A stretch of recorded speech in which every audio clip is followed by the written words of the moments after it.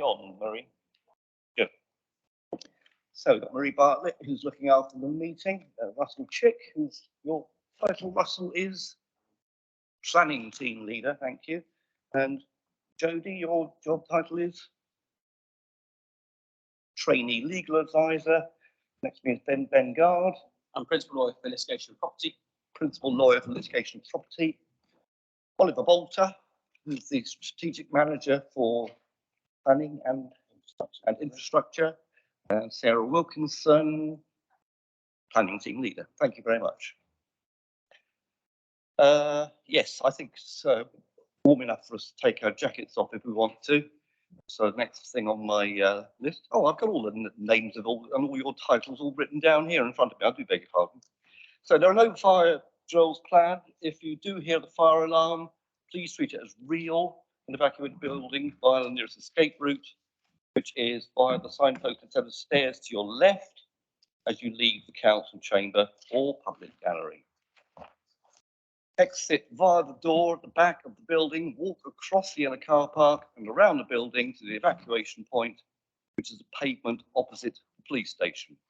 The elevators cannot be used in the event of an emergency. Please do not re-enter the building until you're advised it is safe to do so by a council member of staff. Please switch off or mute your mobile phones. The problem I find is at the end of the meeting, I forget to put it back on again. And about 2 days later, I realise I still have it off. So I'm just going to do that now. Okay. All speakers, please use microphones so that the people who are watching online can hear what's being said. No food is to be consumed. Members of the planning committee cannot leave the council chamber during the presentation or debate on an application. If they leave, they will be unable to vote on that application.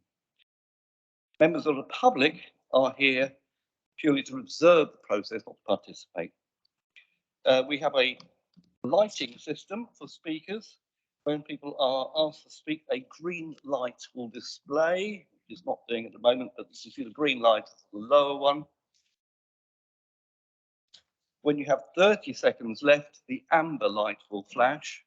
When the red light displays, thank you. That's rather good timing. I will stop you talking. This is to ensure that all parties receive the same amount of time and that the process is seen to be fair. Right, I'll move to the agenda. Get these done.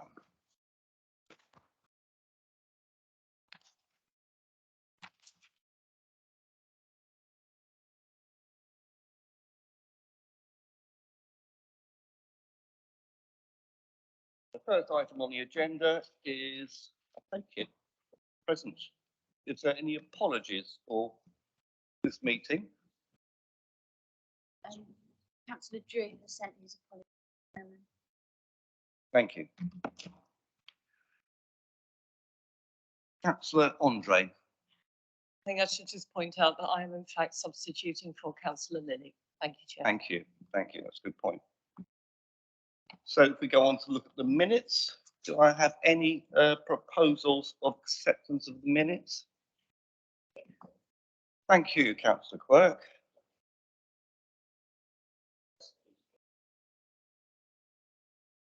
Right, where is that, Councillor Spink?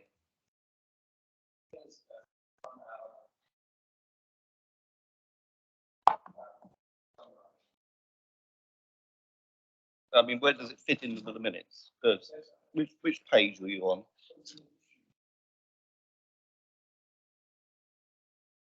Okay, so it's a piece that you want to add to the minutes.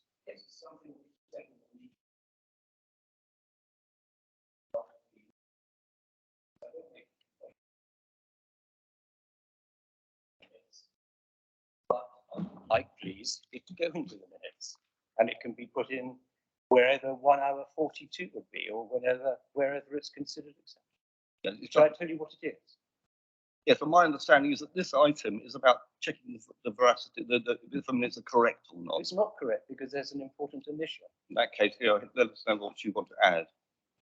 like it to be added, please, that planning committee was advised that the definition by, planning committee was advised by planning officers that the definition of affordable housing in the NPPF, namely 80% of market value, could not be altered to allow a greater discount, as the Island Planning Strategy 2012 did not provide the tools for this to be carried out.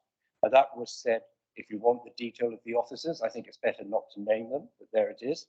And it's at 142 if you want to check the correctness, but that's what I'd like in the minutes, please. Personally, I don't have a problem, but Spark, you know more about this than I do. Can you, is it a fine? Oh, sorry, I've been asked for a brief adjournment so we can check this because it's an unusual request, sorry. I don't consider, I'm sorry, Chair, I don't consider a request that an omission in the minutes be put into the minutes is unusual.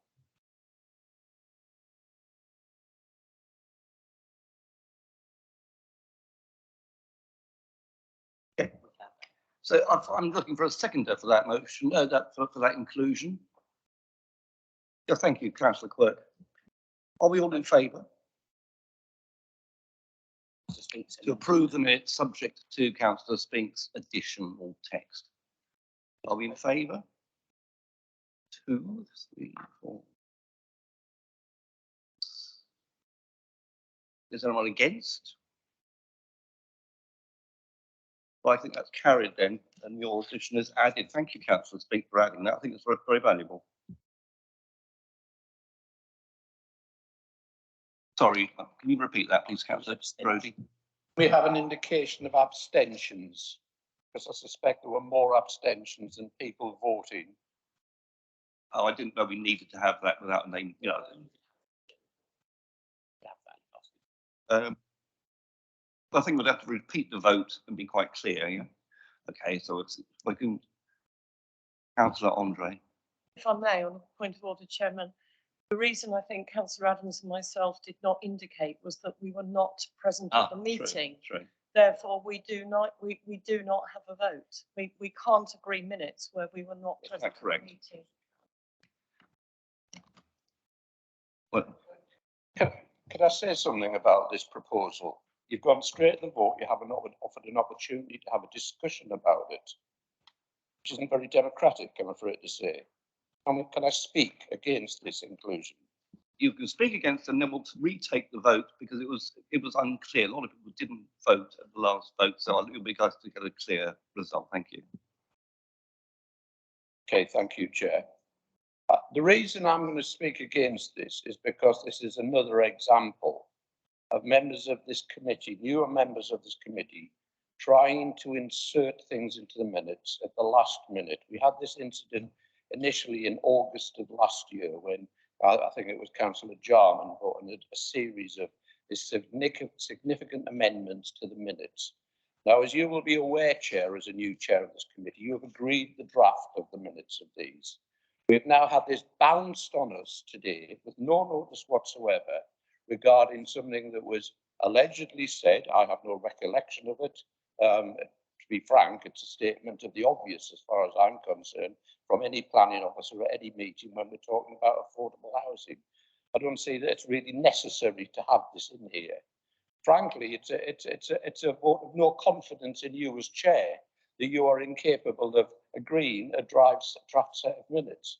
I would personally be insulted by it. I'm not going to insult you, Chair. I'm going to vote against this. And I would urge every councillor with experience here to show some common sense here, and let's not keep going down this road of amending minutes to suit individual councillors' new position on things. Thank you. I'm perfectly happy to accept an addition to the minutes. My colleagues here, these officer colleagues here are quite happy. Councillor Spink, you're the speaker. Grateful to you, Chair, for that, but I do wish to say that firstly, it's the first time that I have ever sought to amend the minutes. Secondly, there is no notice period required, and it's not unreasonable, I would suggest, to check the minutes when the documents are served, which is 5 days before this hearing. And I checked the minutes carefully and listened to the tape yesterday. I see nothing wrong in that. The suggestion that it's disrespectful to the chair is incorrect. And I don't agree, Councillor Brodie, with your assertion that it's the correct law. And that is why I want it in the minutes, because I think it is incorrect. Thank you. Right, I'd like to now ask for a vote. Oh, sorry, Councillor Price. Thank you, Chairman. Yeah, I didn't vote just now because I think other members weren't quite clear what was going on, really. 9 years on this committee, and up until, as Councillor Brodie pointed out, last year, we never had any amendments to the minutes because be more diligent. Councillor Spink, now I'm seriously offended. Good. And what you should understand is that every single planning committee meeting is recorded. So the minutes, the written minutes are completely irrelevant, and I don't want to hear anything else from you, or I will be putting in a complaint against you, Councillor Spink. So please do not interrupt me. Please do not try and silence me by threatening me with a Councillor, complaint. can we continue with the meeting without this drama, please? I'd like us to move to the vote, please, on accepting the minutes with the amendment as suggested by Councillor Spink. All those in favour, please. I'd like us to go to the vote to accept the minutes with the amendment put by Councillor Spink. So it's for or against, please, or abstain. So those in favour. 1, 2, 3, 4, 5. Those against, please. 1, 2, 3. Who abstain? 2. 2. Thank you.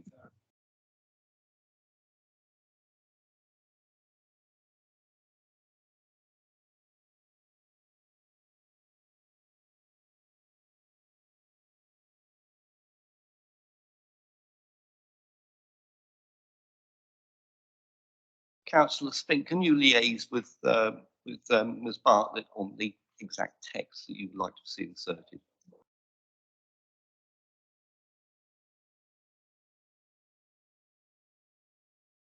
That opens another can of worms. For Councillor Spink to liaise with the Democratic Services, what the precise word he wants, surely it's the words that he presented to us that are on the record. It should be verbatim what was proposed, not some discussion and negotiation. And you've allowed it again, Chair. That isn't the way in which it should be dealt with. That was what we voted for, to accept the addition. And words have already been noted, apparently, so that's okay. If I may, Chair. Councillor Brodie, on numerous occasions in this planning committee, you have said that the minutes are not a verbatim account. And indeed, we've criticised members of this committee for seeking a verbatim account. Now that I put in a summary, you seek a verbatim account. Why, would you please explain why you've changed your stance? Can we move on, please? This is a rather sterile discussion. We're only just getting on to declarations of interest. Oh, sorry. Councillor Adams. I think Councillor Spink has made a very valid point there, and I'd like to hear the answer. Councillor Spink, can you finish your point and then we move on?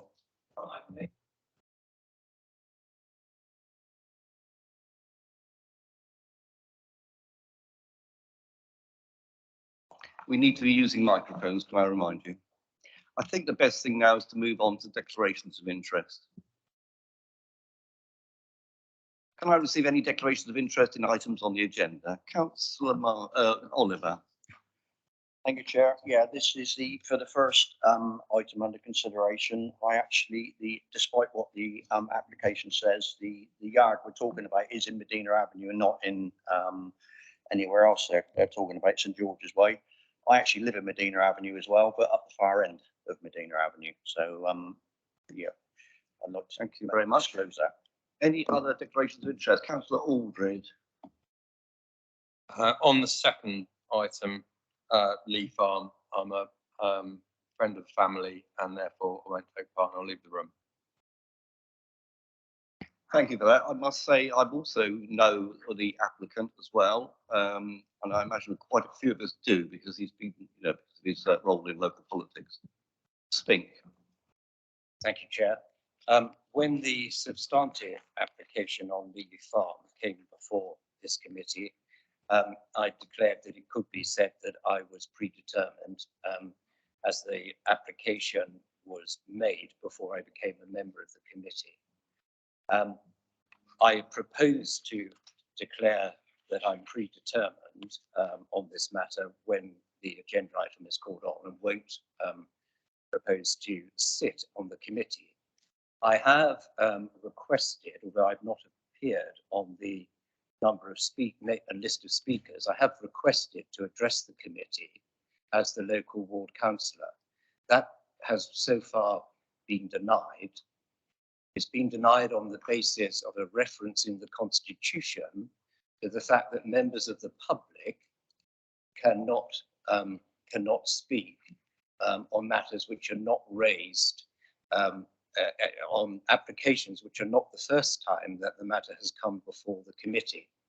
I wrote to Democratic Services requesting and pointing out that that was not the correct section, as I'm not a member of the public. In this respect, I'm a member of this council. I requested reference to the correct, if there is such one, which precludes me from addressing this committee as the local ward councillor, and I received no response.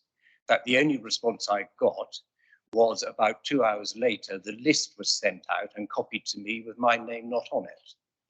So I do intend, unless someone can show me that it's wrong for me to do so, I do intend to address the committee as the local ward councillor.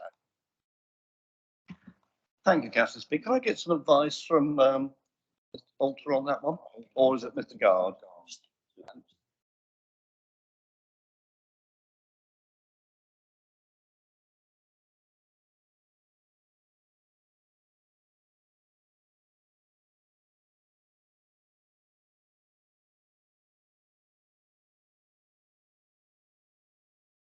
I think we're looking for a specific reference. So.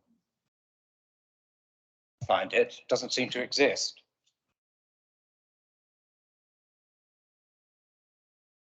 While we're waiting, the point that I understood is that because the second item is not a formal application, it's an alteration. At that point, you do not have a list of public speakers. Well, that's what I've been told. I'd like to know if your understanding, Chair, is based on the Constitution, statute, or case law.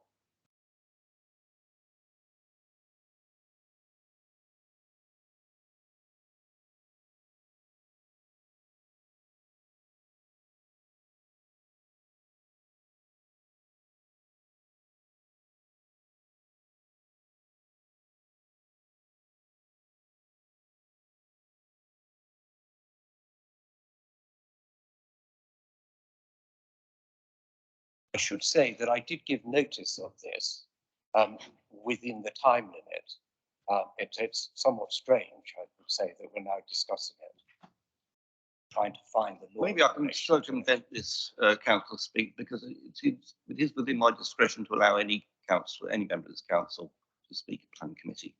So as we seem to be struggling. Are we struggling? Yeah, Oh, okay. so just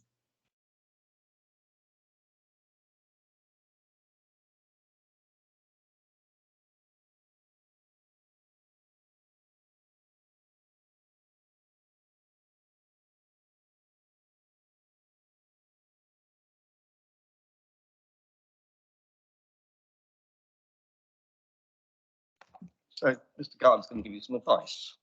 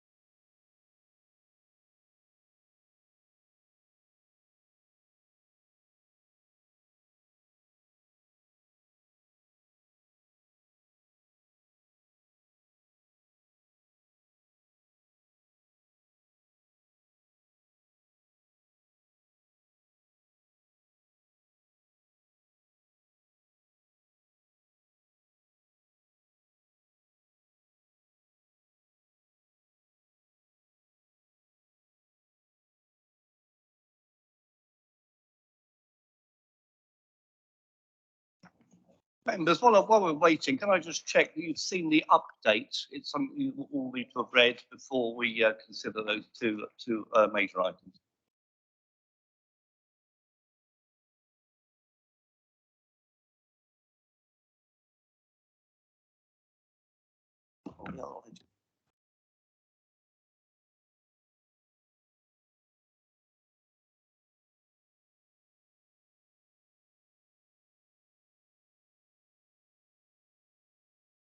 So Mr. Garr is going to give us the constitutional explanation. Thank you, Chairman. Explanation, if you a strong word, I shall read from the Code of Practice for members and officers dealing with planning matters. And under public speaking, it says that public speaking on any application is only permitted on the first occasion the application is considered by the planning committee. And the local members' involvement is a category of public speaking.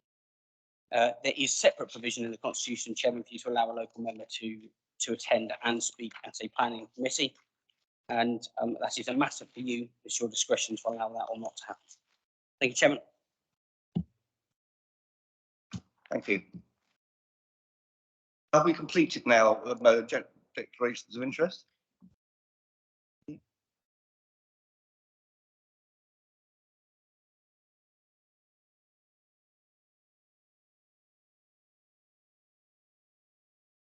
You do not appear to have any members of the public, and we have no public questions submitted, I understand. So we'll move on now to the report of the strategic manager for planning and infrastructure. I'm sorry to interrupt, Chair, but do you intend to rule on whether or not I may speak at this stage or when the agenda item comes up? As I said, it's my discretion, I think, to allow you to speak. So if you wish to speak, you will let me know. Well, I have said that I would like to speak. So if you're ruling that I may, then the only matter that I then raise, the reason that I'm taking these points is because it's extremely important in my view that planning committee operates properly and fairly. And I fail to see why this all has to be dealt with in public in an unseemly way when I have spent time requesting this matter to be dealt with properly and in a dignified manner. Now, in view of your ruling, the following problem arises, and I want to deal with because it's important to flush these things out. If I speak, then it seems to me to be against the rules of natural justice that the applicant who has asked to speak be denied. And The applicant is not a member of this council. Therefore, in my view, the application on Lee Farm should be adjourned for the applicant to be able to address committee and for me to do so. And that if the Constitution has created an unfair position, there is discretion, I would suggest, as a matter of law to apply the rules of natural justice and allow natural justice to take place rather than a constitution which is incorrect. I'm afraid I don't know the law as you do, Councillor Spink, but I do understand that we're operating here under the current constitution. Someone sitting next to you who knows the law and will know the principles of natural justice. But in this context, we are running according to the code of practice within the constitution. I think we need to carry on doing that. But also, obviously, the applicant is not a member of this council, therefore does not have the same right as you have to address the planning committee, which you do have as a member. Then the position is this, that I don't Mr. think... Guard will give us some more advice. Thank you, Chairman. Yeah, just a point to reiterate the public speaking point in the Code of Practice. Once again, that it is clear that public speaking on any application is only permitted on the first occasion the application is considered by the committee. I note the points, Chairman, that you've made in relation to exercising your discretion to allow Councillor Spink to speak. And the only other point that I'd make, Chairman, is that if members of this committee feel that the Code of Practice in relation to public speaking is not fit for purpose, Then a resolution was passed at Audit Committee this week to review the current constitution, this being part of it, and the appropriate way to address a revised public speaking provision is through that review, I would suggest. The public speaking provision, sorry, the public speaking provisions have been discussed at length amongst over several applications. And I think it's fair to suggest that at times members of this committee have felt it harsh that people haven't been able to speak on the second occasion that applications have come back before the committee. That being said, it's not, those rules are applied consistently to all of those applications, Chairman. That's my advice on the matter. Thank you. Chair, may I address you? Chair, that in my submission, Councillor Spink. in my submission, it would be wrong of me to take up your kind invitation to address the committee when it has been denied the applicant. In my submission, the committee would benefit from hearing from both the applicant and I hope from me, as I have strong views as the ward councillor on this application. I would suggest, therefore, that the matter be adjourned for an immediate amendment to the Constitution to be made and will be sanctioned presumably by the next meeting of full council. The matter can be called on then with both the applicant and I having the opportunity to address the committee. Councillor Spink, Mr. Gardner's already laid out the process here involved. There is a structure for looking at, an agreed committee has been established to look at the Code of Practice and the Constitution. That is the route that you need to take. Tonight, we are working under the current Constitution and the current Code of Practice. I'd like to move on, thank you. So the next items will be then to look at the two applications. First is for the variation on condition 11 to allow alterations to delivery times for Marks and Spencer's Limited, Church Lytton. I think it is Medina Avenue, isn't it? It's Church Lytton here, Newport. And the second is to look at it's an alteration on the application already agreed for Lee Farm, which involves demolition of barns and storage buildings, proposed construction of 16 dwellings, use of existing holiday bungalow as permanent dwelling, access road, garaging, carports, parking and associated landscaping. So who do I? Councillor Quirk.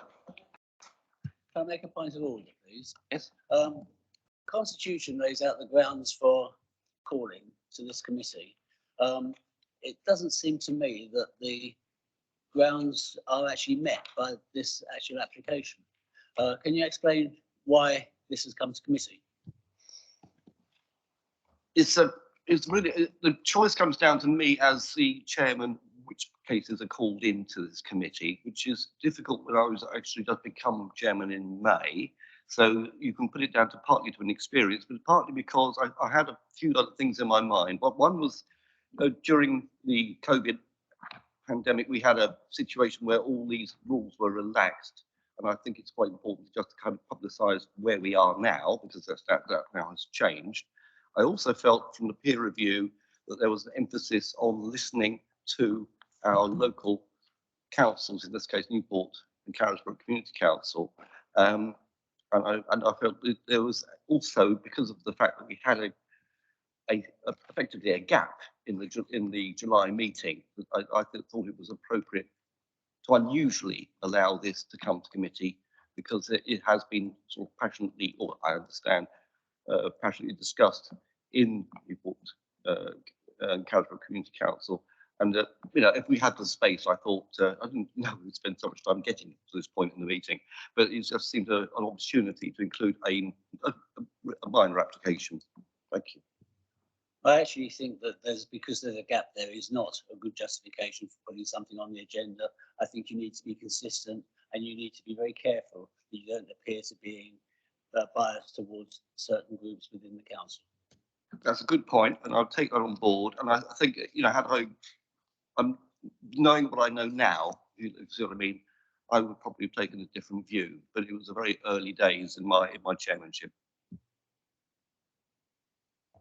Chair, Oh, Ms. Wilkinson, Chair, is another point of order. If I may. Was that right? Councillor Jarman, point of order. Could I just check on, with the application, was the application made for Medina Avenue or was it made for Church Lytton? Clearly the entrance here is in Medina Avenue, not in Church Lytton. And I think it's very important that the wording of the application is correctly reflected. Could we just check exactly what was used in the application, please? I do agree. It's obviously there seems to be an error here. Well, let's not assume it's an error. Let's actually check, shall we?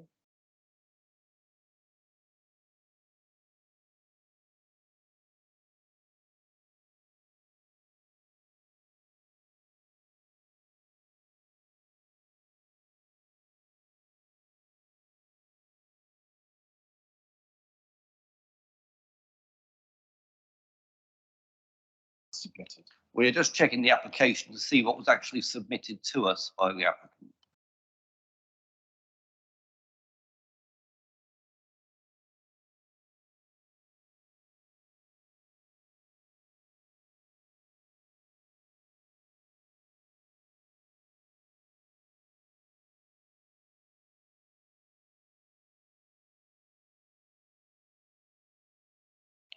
I'm sorry to be pedantic about this, but if I was applying for an access from road X and actually wanted to use road Y, it would be quite a material difference.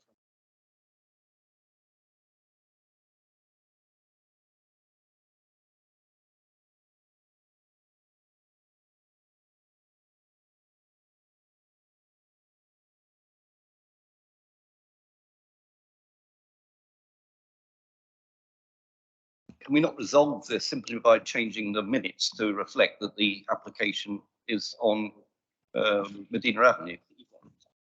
I think I find that very strange, Chair, if you don't mind me saying, as I raised the point of order. I think we have to reflect what the application actually was, not what we would like it to have been. Ms. Wilkinson. Thank you, Chairman. The application address is Marks and Spencer's Church Lytton. Officers consider that to be correct postally, and the address used is the postal address in relation to the property. If I put the plan up to show members, this road is classified as Church Lytton. Obviously, the front of the property is here. This element of the road is Medina Avenue. At the opposite side of Medina Avenue, so this part is St George's Way, hence the confusion in the officer report in relation to what is St George's Way and what is Medina Avenue. The error is in the officer report, which was a point of clarification that I was going to raise during my presentation, but actually the point at which the service road accesses the highway is Medina Avenue and not St George's Way, and that is an apology from us. But the application address is Church Lytton, and it's the address that is on the forms and that is at the beginning of the report.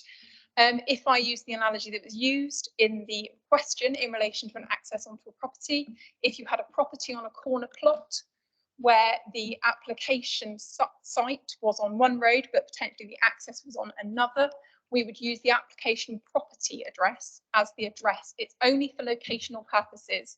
It is clear that this application relates to Marks and Spencer's. Marks and Spencer's sits on Church Lytton. The position of the subsequent access because of the corner plot is not considered to be relevant to the address point, but is to the considerations of the application, which is why we're clarifying that point as part of the presentation as to where the road, so the car park actually fronts St George's Way, where the access to the delivery yard, which is the point of the cursor, is by that point Medina Avenue, the point in which the roads switch. So officers consider that it is absolutely clear where the application site is, and that is the purpose of the address. Thank you, Chairman. If you're happy for me to continue with the presentation. So just for clarification, does the application at any time mention Medina Avenue as the access point? I understand the postal address may be different, but does it actually mention specifically the access point in Medina Avenue in the application?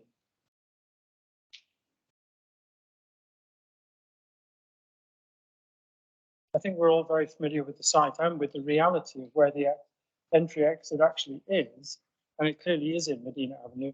I just want to be sure that the application was related to that access point, not to the postal address of the enterprise.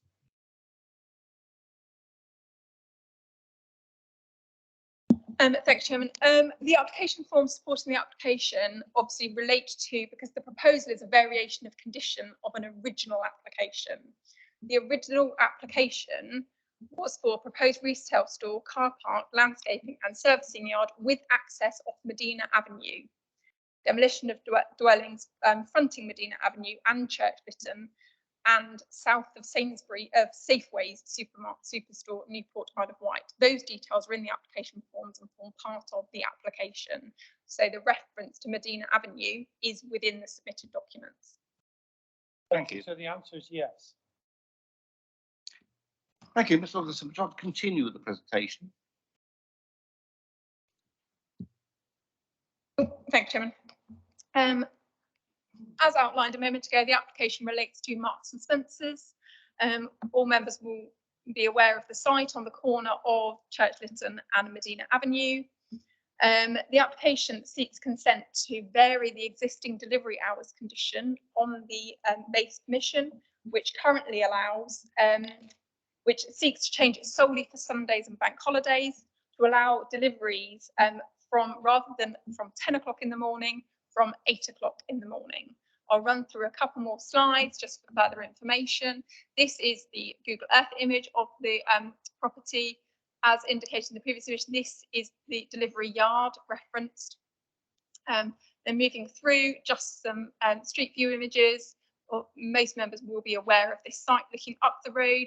This one shows the relationship between the existing residential properties and the delivery yard, and then looking from the other direction, again with the existing residential properties along Medina Avenue and the servicing yard in this location. So the application relates to altering delivery hours on a Sunday and bank holiday from the current allowed time of 10 AM to proposed time of 8 AM. Thank you, Chairman. Thank you. I'd like to invite our public speakers to give their comments on this application. So I'll start with Mr. Drudge. Yes, thank you for the invitation. My name is Graham Drudge. I own a property opposite to the site in question in Medina Avenue. I was alerted to this application by my local councillor. No notification was received. There was no communication with the residents and no easily located notices were put up around the site. I would remind you that condition 11 was specifically put in place in the interests of the amenities of the area in general and adjoining residential property in particular. Nothing has changed. I would also remind you that such applications have previously been refused by all previous planning officers and committees because the use of the access for deliveries during the additional hours requested would, in the opinion of the local planning authority, result in an unacceptable loss of amenity to nearby residential occupiers through increased noise and disturbance, thus exacerbating an already unsatisfactory situation. Nothing has changed. Our major concern is if this change in condition 11 were permitted, it could open the floodgates for even more attempts as witnessed earlier this year with the most recent unsuccessful appeal. Our family have lived in our home since 1989, 4 years before the houses that once sat opposite were demolished and Marks and Spencer's was built. I have first-hand experience of the original negotiations that took place in respect of the goods yard and of the many issues that have arisen since. To coin a well-known slogan, what we have to put up with on occasions is not just noise, it is M&S noise. I and my neighbours understand that many of you have been active in objecting to unreasonable planning applications and advocating for your own communities wherever possible. We are appealing for the same level of consideration, please, especially as of the 18th of July 2022, Marks and Spencer have an open planning enforcement case relating to delivery hours complaints. This includes breaches on Sundays and bank holidays, the subject under discussion here today.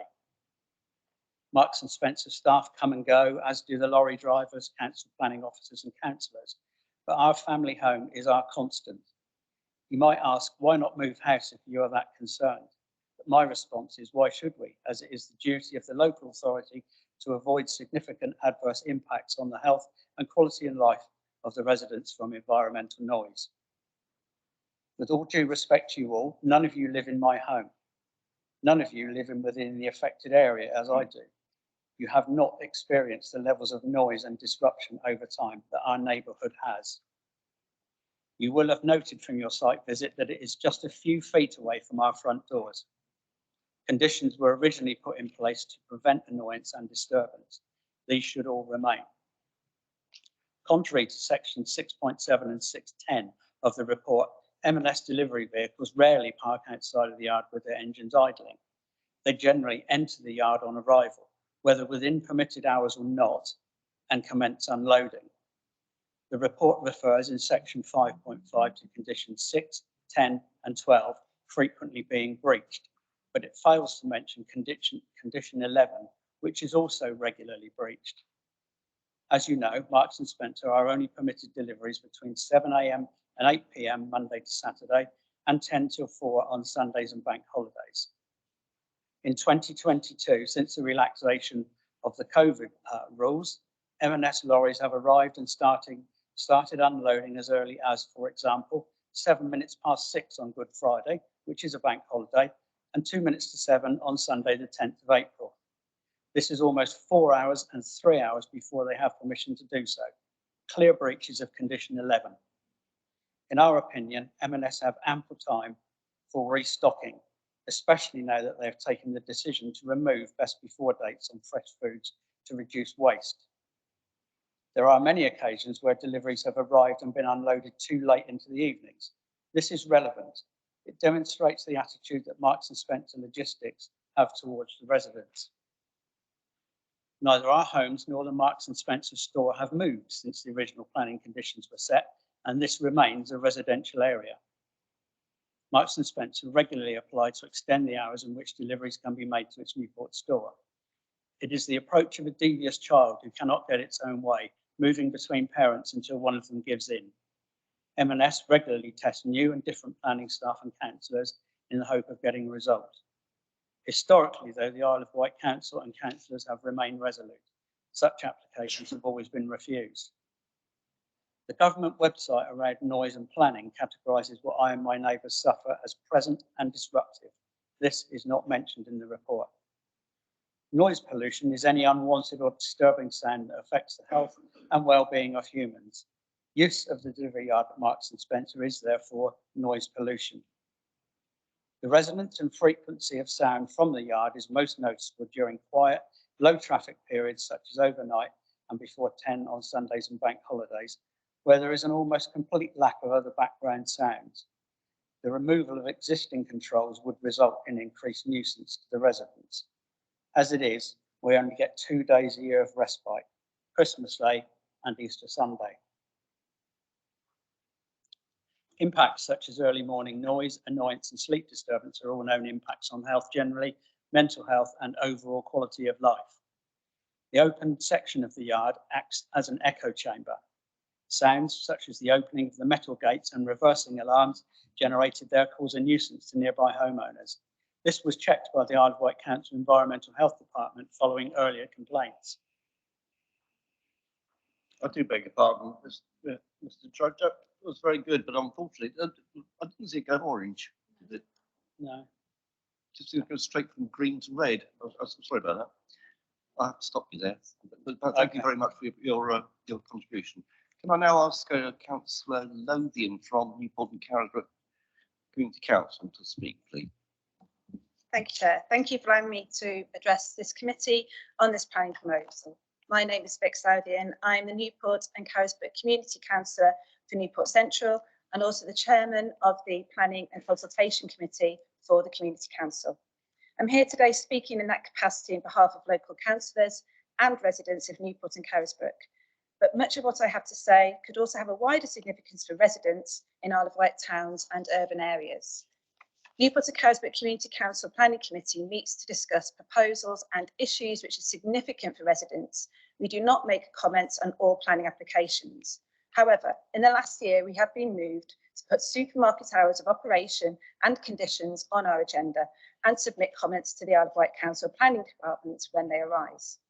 This is because Newport is both a commercial and a residential centre for our county, and a balance must be sought between the needs of the economy and the needs of local residents. As you can see from the report, when Marks and Spencer's was built in the 90s, a number of operational conditions were placed upon the store due to its location in the residential area. In particular, the delivery and servicing yard is directly opposite a long-standing residential area. These houses were here long before Marks and Spencer's, as is the nature of hundreds of properties in Newport and all our towns. These conditions were negotiated and placed on the operation of the business to protect the quality of life for residents, and nothing has changed regarding the needs of residents in the last 30 years. In particular, the operation of the surface yard generates noise pollution from large vehicles, gates, alarms, and the unloading of vehicles. Residents understand that that is the nature of business in the local economy. However, the quality of life of residents must be balanced in conjunction with economic need. In fact, the current 2012 core strategy objectives, number 1, is that the Isle of Wight Council will support sustainable and thriving communities that enable people to enjoy a quality of life. The degree and level of noise pollution and disturbance early on a Sunday morning and bank holidays, times which are designated for rest and relaxation, will be unacceptable for local residents and negatively affect their quality of life. As highlighted in the report, the disturbance in the residential area would not begin at 8 AM with the arrival of large lorries, but during the preparation for the deliveries in the yard, which can be up to 1 hour 30 minutes beforehand. This would mean that noise pollution would disturb residents from 6:30 AM on a Sunday, long before any of us here would consider an acceptable time to be woken. Newport and Carisbrooke councillors represent many residents in close proximity to delivery and service yards. And as we look at the 2021 draft island planning strategy, we're likely to see an increase in that number in coming years. In this draft strategy, there are a number of brownfield sites proposed for housing development. In fact, many people present today are very vocal on supporting brownfield sites for the development of housing above all alternative options. Brownfield sites are, by their nature, usually urban, close to commercial units and busy town centres. The draft strategy identifies at least 13 such sites in East Cowes, Ryde, the Bay Area and Newport. As councillors, we have to balance the needs of residents with the demands of the local economy. It's critical for the people of Newport and Medina Avenue, but also other islanders in similar urban housing locations, now and in the future, that a balance of needs is addressed and adhered to. This is why the relevant history of this site has seen conditions imposed on the hours of operation, and why the Isle of Wight Council has refused variations on these conditions in 2022, in 2007, and to limit deliveries to 10 AM on Sundays in 1999. Nothing has changed in terms of the needs of residents to have a reasonable quality of life, free from noise pollution in that time. And so on behalf of local residents and our community council, I ask you yet again not to approve this proposal that will lead to disturbance in the local area. Thank you. Thank you, Councillor Lothian. Now I'd like to ask Councillor Jones Evans, to speak as a local member.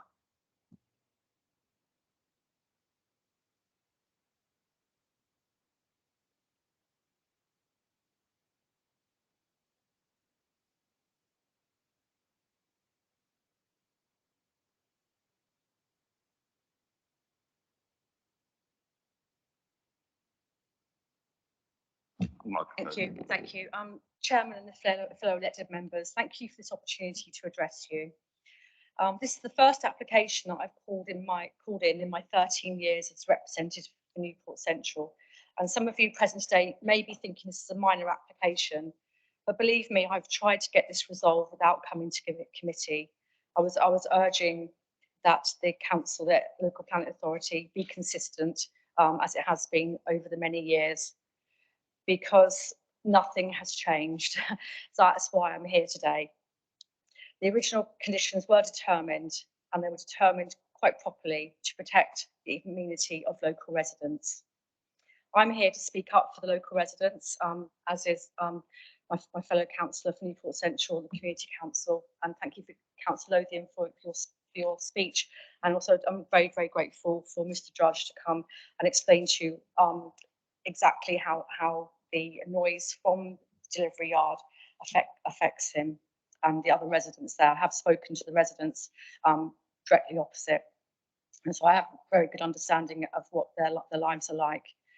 I understand that although no site visit was undertaken, I'm not sure why not, but you are all familiar with the site, and particularly how close residential properties are to the open delivery yard, which you can see on the left-hand side of the picture. And just to say, in one of the conditions that we're asking today to be put on, the gates of the service yard shall be open for direct access purposes only. Other times should be closed. As you can see, they're actually open in that picture, and they are usually very open.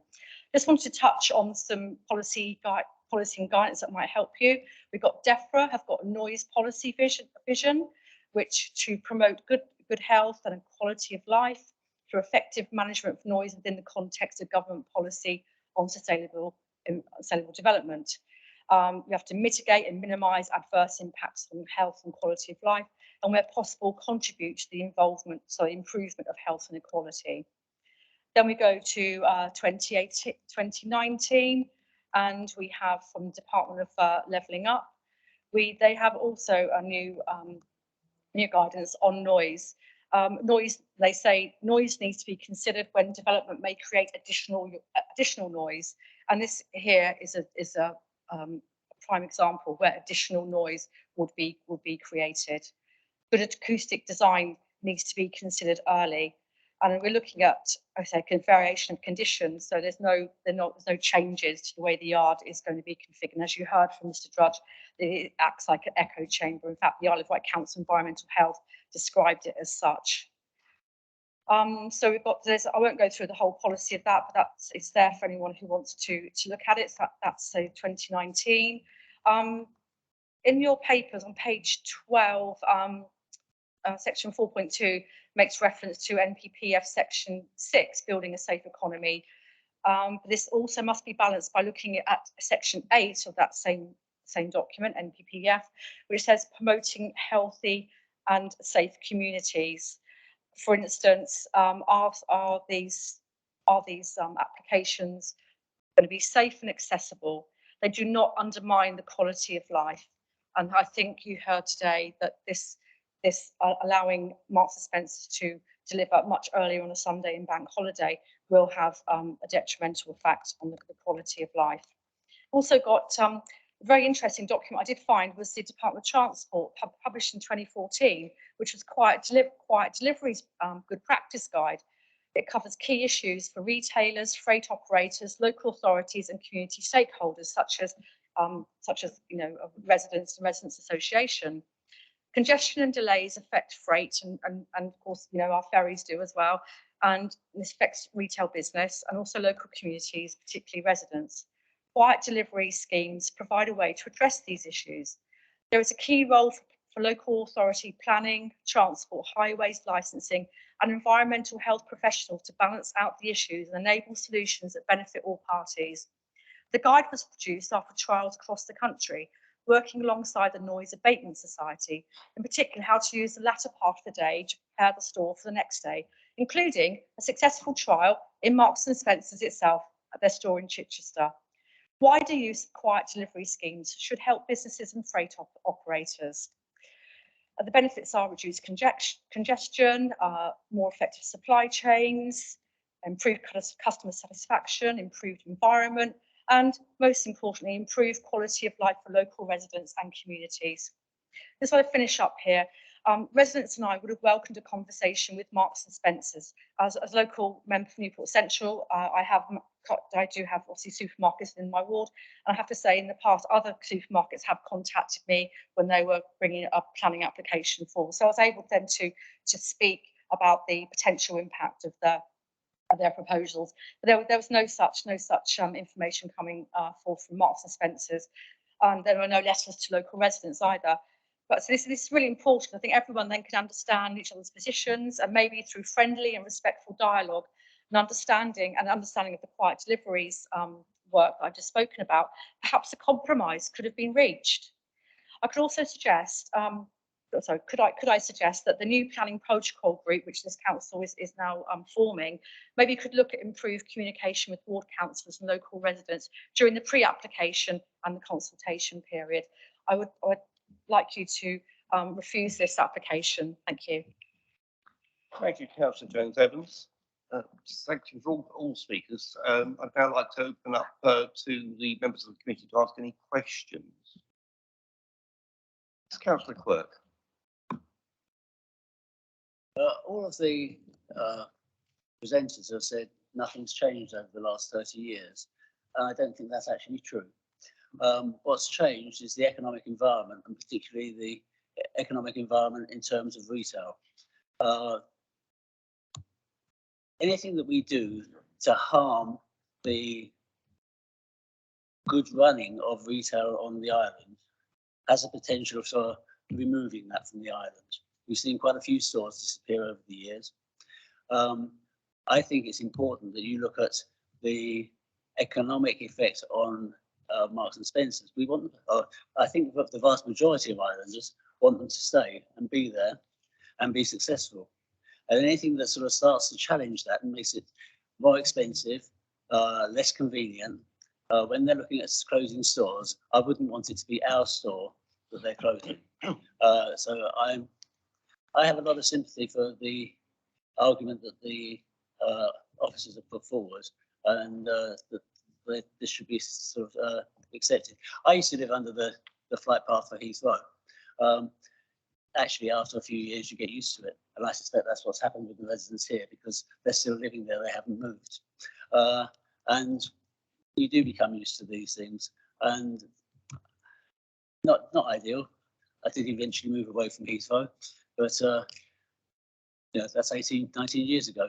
But I lived there for 30 years beforehand. Thank you, Councillor Quirk. I think we've obviously moved beyond questions into a debate. Councillor Churchman, you were next. Yes. Am I correct that the lorry route comes in via Coppins Bridge down to the roundabout and then up the approach? I'm assuming that's correct. Jorgensen? In all honesty, Councillor Churchman, I couldn't answer that question. I'm not aware of the lorry route. We don't control it through planning. So we don't control where the lorries come off, what ferry they come off and which route they take. It's outside of our remit, as it were. The reason I'm asking, because obviously the whole street is affected by the lorry traffic. Anyway, thank you. Thank you. Councillor Spink. Chair. I have a question, please, and that is this, that we heard from at least one, if not more than one of the objectors, that notices were not put out in the locality. Is it possible to confirm whether or not notices were put out in the street and on lampposts in the usual way? Thank you. Yes, officers are satisfied that we complied with the required publicity for the application and erected notices near to the site. Do you know where near to the site is? I mean, where were the notices displayed?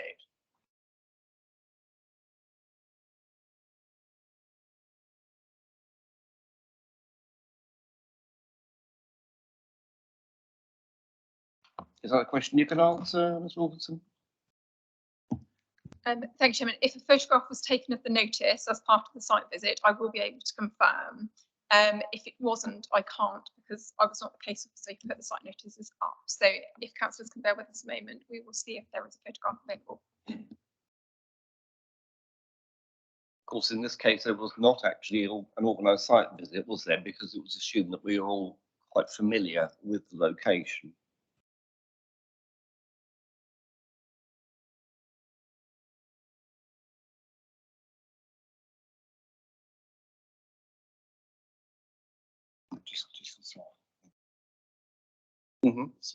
Yeah, this might take a little bit of time, so we'll move on while that's being looked at. Councillor Churchman. I presume we're into debate now.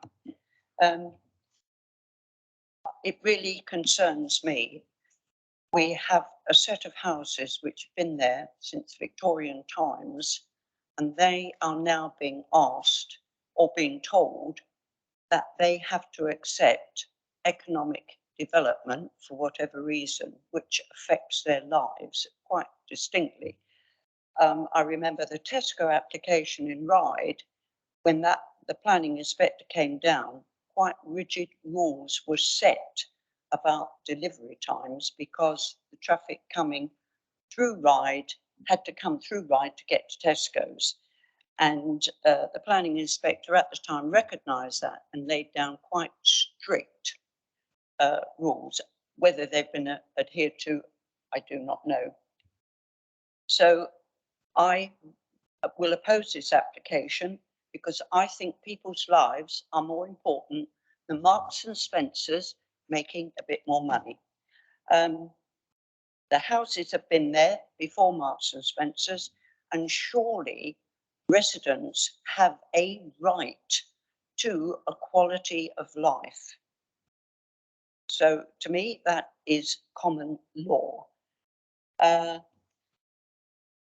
one other thing, and also what really does worry me is I oppose the application, and I would like some investigation into what is going on at the moment, because it sounds as though technically the last planning application is being broken quite regularly. I think that's appalling. Residents in this island pay a council tax. They have a right to to a reasonable life. So, Chairman, as I said, I shall vote against this application. Thank you, Councillor Churchman. You raised the interesting point about the where we fit in with in planning enforcement. We're actually an application committee, but I wonder if I could get some advice from one of our officers on where we deal with enforcement issues in a planning committee, or if we do it at all. Is that something anyone can help me with?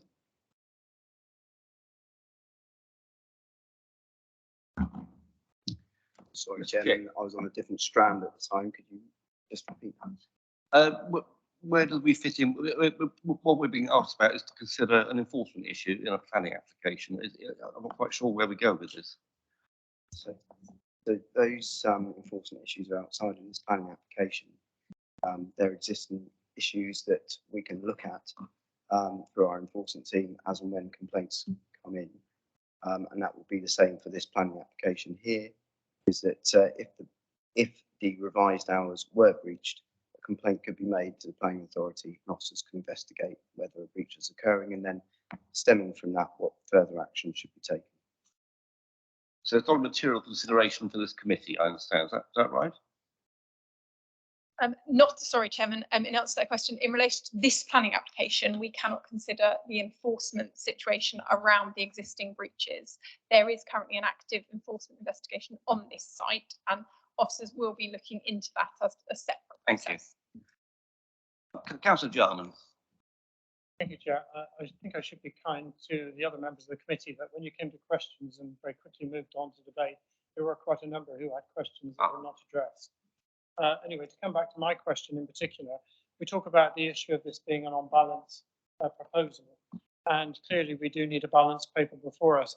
I wonder if I could pose the question why it appears from the examples we've been given, for example, in section 4, that we refer to the element which is in favour of the development, namely section 6 of the Act, and we do not consider any reference in the document to section 8, which is concerned with the quality of life to local residents.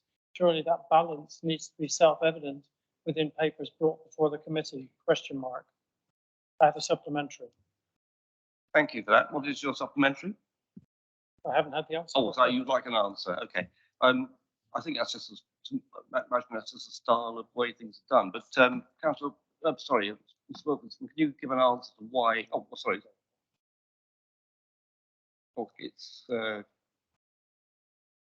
It's Mr. Bolton. Then you can answer the question about the why are we partial in recommendation in the paper.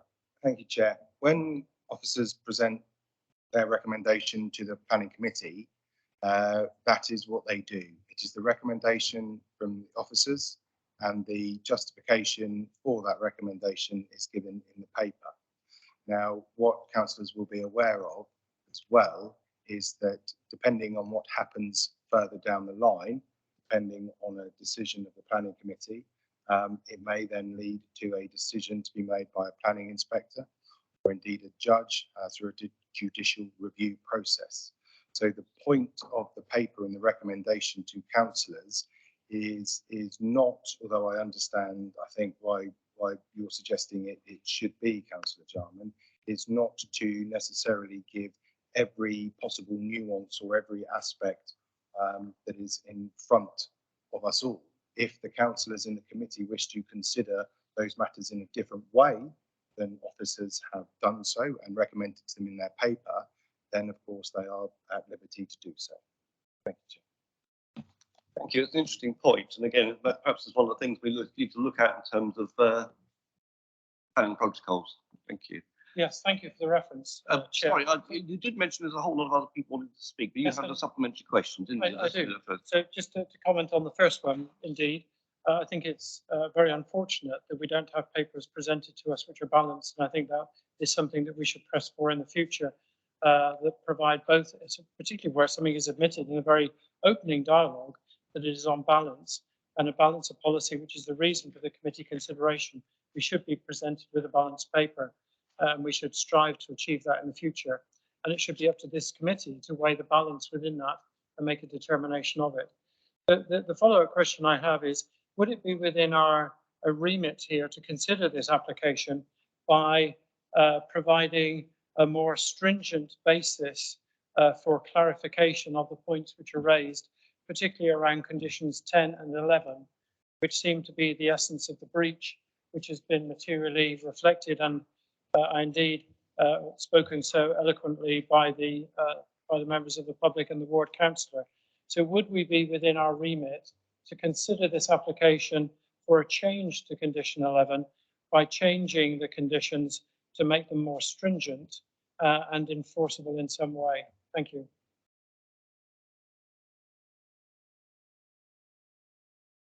Ms. Robinson, please can you answer that one? Thank you, Chairman. My advice to you, Councillor, would be no.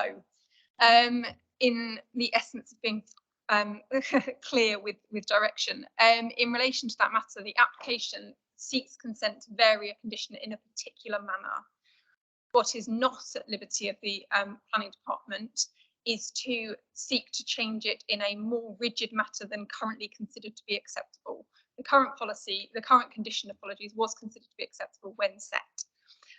We cannot now consider that and say, actually, circumstances have changed, so irrespective of what's being applied for, we're going to vary it. We must consider the application in front of us. The application in front of us is to change it to specific hours. If we're not happy with those specific hours, we would have to refuse the application. But the set hours already in the condition would have to remain. We can't alter them in a different way, other than potentially to a lesser extent. We could say, actually, you've asked for 8 o'clock, we'll propose 9. We couldn't say we'll propose 11 because that goes beyond what the current condition allows. Thank you, Chairman. Thank you very much. Councillor Spink. Yes, I have a question, please, to follow up, as it were, from the matter raised by Councillor Jarman. I too had understood that the officer's recommendation was to be a balanced summary, as it were, of the facts and of the law, and then thereafter the balanced summary, a recommendation is made. If my understanding is incorrect, please could you, in support of your answer, Mr. Bolter, that that is not the case, and that in fact it's proper for planning officers to put one side of the story. Could you please tell me what is your authority, whether it's a case or a statute or directions from the LGA, to show that the officer's summary recommendation does not have to be balanced?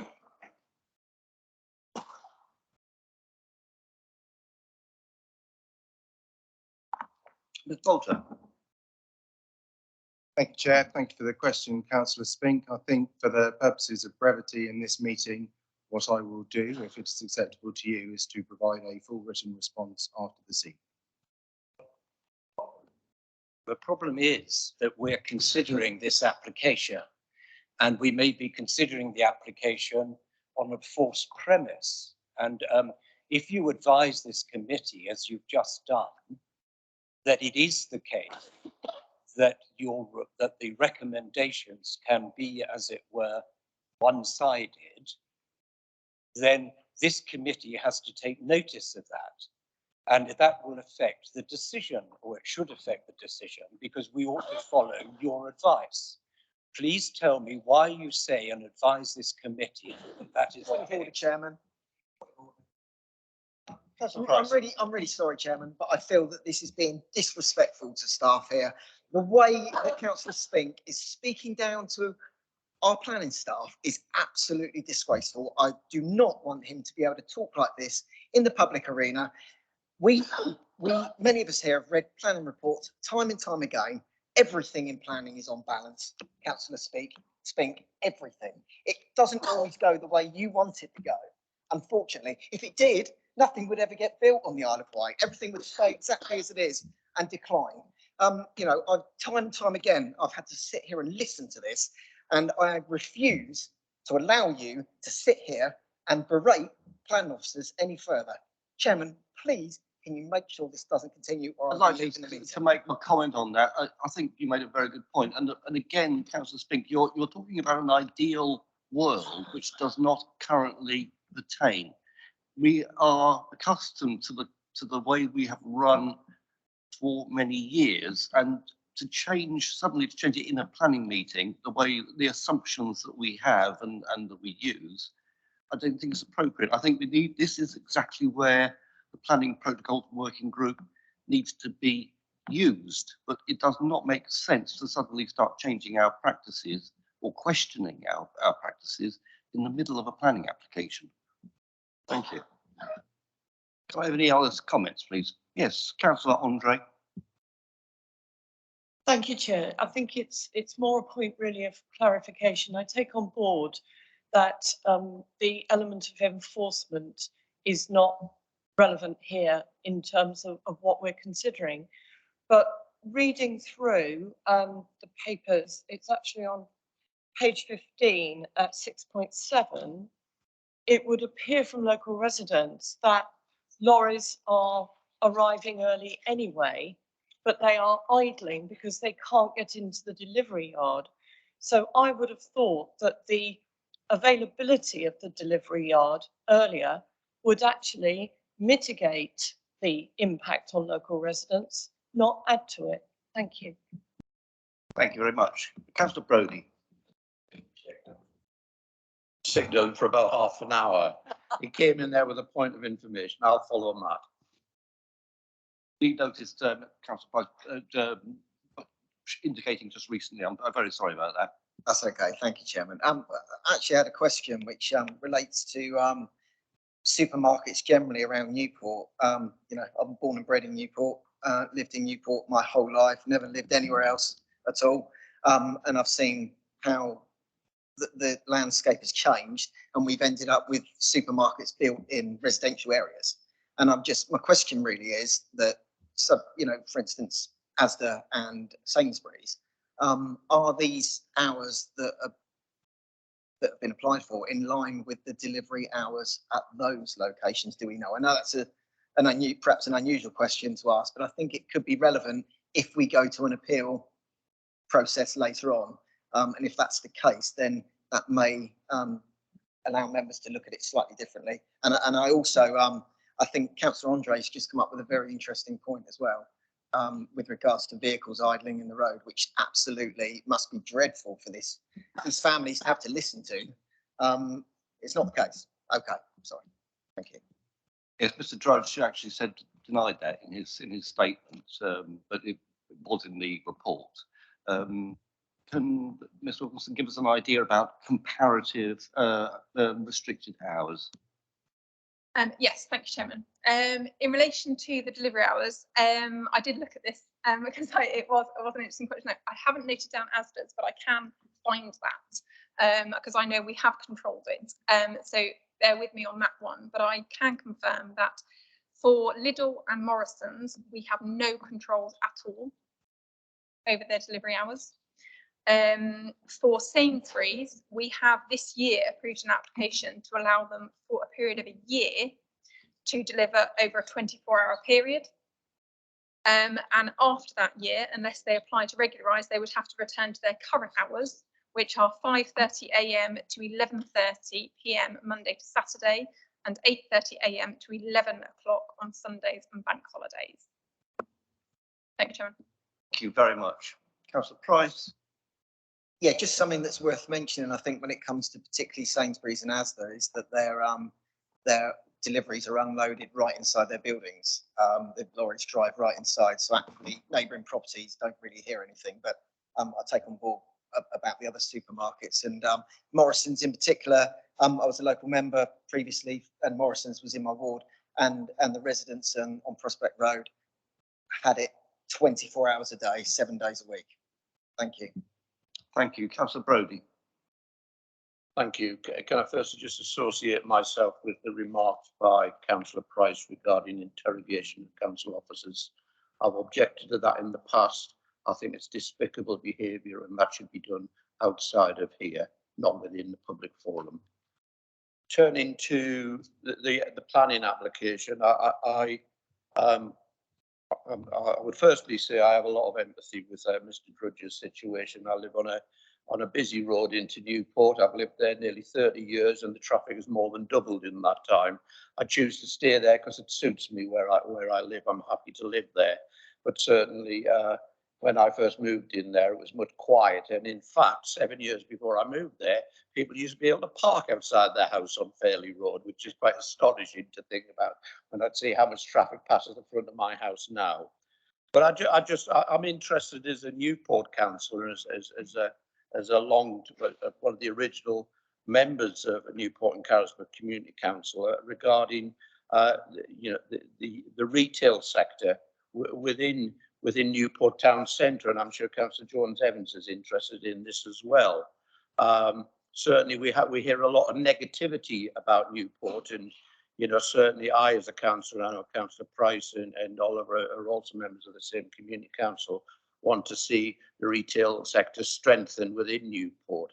I wonder if there's any work being done recently. I know there has in the past, but anything done more recently regarding the importance of Marks and Spencer as an attraction for people to come from other parts of the island to use the rest of the town. I think Chris Quirk was probably alluding to that right at the start of this discussion, as to the economic situation of towns is changing. Marks and Spencer are obviously pretty determined to get an extension on their hours here, given the number they keep putting in applications, etc. Have we had any study as to how important Marks and Spencer is to us? Would it be a disaster for Newport to lose Marks and Spencer? You know why I'm asking the question. Thank you. I don't think we can give you an answer. I'm assuming we can't. Do you have any evidence from Marks and Spencer? Thank you, Chairman. No, I haven't got any evidence as to how vital they are or otherwise to the town centre. There's been no study regarding the retail sector in Newport in recent years that would have perhaps addressed issues like that you're aware of, Sarah. Through the Chairman, we have undertaken a retail assessment as part of the background papers for the island planning strategy. What that wouldn't have done, to the best of my knowledge, is looked at individual stores and their importance or otherwise to the viability of the town centre. Just come back very well. Thank you. I appreciate that, Sarah. Thank you. Obviously, when this application came before me, I asked. And I'm not a person who uses shops in Newport. I'm dreadful. I'm probably going to kill you overnight because I'm an internet purchaser. But my wife isn't, and I know lots of people who do shop in Newport. Who consider, and they're probably of a certain age group, who do consider that Marks and Spencer is crucial to why they go into Newport. And that's not just people from Newport. That's for people from elsewhere on the island as well. That is actually pretty crucial as an attraction for coming in. I know there are other things, there are good independents, all the rest of it, and they don't come in for supermarkets, except maybe to Asda on the edge of town, which is in my ward. But Marks and Spencer does seem pretty important to the offer that Newport has. And of course, as a Newport councillor, I want to see Newport grow and strengthen, you know, in terms of its economy. Thank you. Thank you. Interesting point. I think you were next, and then Councillor Aldred. Thank you, Chair. Pardon, Sarah wanted to make a response. Sorry, Ms Wilkinson. Yes, apologies, Councillor Spink. Just to clarify, we have brought up the retail study and can confirm that's related to cows. Certainly in relation to cows, Marks and Spencer's is classified as a key anchor store. So we are just checking it in relation to Newport, but we believe it is likely to be the same position. But yeah, it's a key multiple occupiers in the sector include Marks and Spencer's, so considered to be an anchor store for the purposes of retail. Thank you. Sorry, apologies. I'd just like to thank you, Councillor Brody, for bringing up a salient point. That's really interesting. Let's Spink. Thank you. I support the view that Councillor Churchman takes, that we should give due regard to the quiet enjoyment, as it were, of the premises of local residents. It's a difficult issue balancing business against local residents, but the balance has to be carried out. Now, this application was considered in effect on the 13th of January of this year, where there was a variation of the condition to the same hours. That application was refused, and it was refused on the basis that it would, and somewhere I have a note of it, on the basis that it would proposal by reason of its adjacent and by reason of its location adjacent to a residential area would have a serious and adverse effect on the amenities enjoyed by residents of that area by reason of noise, disturbance and general vehicle activity at and within the vicinity of the site, contrary to core strategy DM2, the 2012 plan. Now that was a decision in January of this year. Nothing has changed in my view about this application other than they are asking again. How can it be that it's contrary to core strategy DM2 in January, but not now? I have seen a so-called sound report. Frankly, I'm not impressed by that. I'm more impressed by the evidence, or at least statements, of local residents. And it's a matter of common sense, is it not, that if vehicles are reversing and there are alarms, reversing alarms are going, a matter of common sense, isn't it, that it's going to disturb people in the early hours of the morning. If vehicles are waiting outside gates with their engines running, it's a matter of common sense, is it not, that it is going to alarm and disturb people. This is a Sunday, possibly the only time of the week that they have a chance to not get up at the crack of dawn or be woken up by the crack of dawn.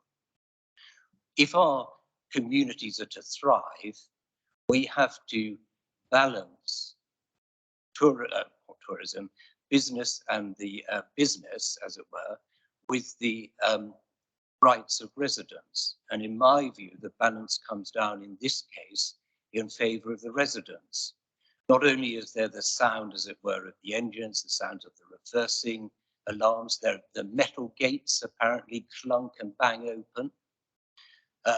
The people in the yard have to get ready apparently 1 hour before deliveries and make a noise. It seems to me overwhelmingly that the position has not changed since January, and there's no basis on which, in my view, to say that what was contrary to our core strategy in January is no longer. I would also like to say, because I think it's important, that Councillors Brodie and Price have criticised me for the way in which I have asked. We stick to the application. No, I have a right to reply to this. Have criticised me for the way in which I have asked questions of officers. It seems to me, and I'm entitled to reply to this because assertions have been made against me, it seems to me that getting the law right in these committees is extremely important. And I can see nothing wrong in asking an officer, when he states the law, to ask him what that is based on. I've done that for 35 years in the courts of England, and I don't propose to stop now. Thank you. Thank you, Councillor Spink. Councillor Aldred. I've looked at the background. Spoken, someone wants to make a response. A big pardon. Apologies, Councillor Aldred. I don't know whether that was a question or not, Councillor Spink, but I just wish to clarify and come back on Councillor Price's question in terms of ASDA, if I may, at this opportunity. I'll first deal with the Councillor Spink's question in relation to the differences, what I understood to be a question between this application and the one that we considered earlier this year. Just to clarify that the one we considered earlier this year sought to reduce the hours on Saturdays and weekdays to 6 AM, which isn't part of this application. So the applications were different, hence the different recommendations. Apologies, thank you, just wish to clarify that. In relation to Councillor Price's question, I can confirm that ASDA delivery hours are 6 to 11 on Mondays and Saturdays and 7 till 10 on Sundays and bank holidays. Thank you, Chairman. Apologies. Thank you very much. That's useful. Last, please. Here we go. I'll try again. I've kind of looked at the evidence provided for this application, and it seems to me there's two issues at stake here that involve whether the amenity of the residents is seriously affected, and we have to balance that against the economic case. So the two issues which are in the supporting documents, so the applicant has provided supporting documents, are what the economic case is, and then how much harm is caused to residents on account of the noise if this condition was relaxed. The economic case seems to centre around 2 points that they've made. I can't find any other reference to economic cases. I'm not talking about whether Marks and Spencer's is important. I'm talking about whether this condition places an unnecessary burden on Marks and Spencer's. That's the key question. So what they say is they have to open on a Sunday, and this only relates to Sundays and bank holidays, as we're clear now. They have to open without fully stocked shelves, so they lose business. And their only other case is that there's a health and safety issue for customers and staff. That's their just economic justification for this application. So in the first instance, I can't understand how, with the logistics capability of Marks and Spencer's, they have to open without fully stocked shelves on a Sunday, why they can't stock them on a Saturday evening. And the second case is a health and safety matter. I can't believe Marks and Spencer's are saying that they're operating unsafely. So A, it's not an admissible material thing because it's to do with the health and safety executive. And B, I can't believe they're actually claiming that currently it's unsafe, in which case that's an irrelevance. So I can't see there's an economic case. There may be one, but it has not been spelt out to us. So when members are making a decision, I can't see the clear economic reasons that this has to change, this condition. The justification then, in terms of loss of amenity, seems to be a report on sound levels, which I read. I don't know who else managed to read it without getting very muddled, but I do have some questions on it because I found it quite confusing. What the report says is it used BS 4121 as the system to one of the main systems to look at the sound level that the lorries would make as they come and go. And it used data from other Marks and Spencer stores saying that arrival was 68 decibels and departure was 65. But because of a wall, they just deducted 15 decibels off that. There was no reason given for that. There's no scientific reason, no procedural reason. And that made it 49 decibels, which is no different to the background noise.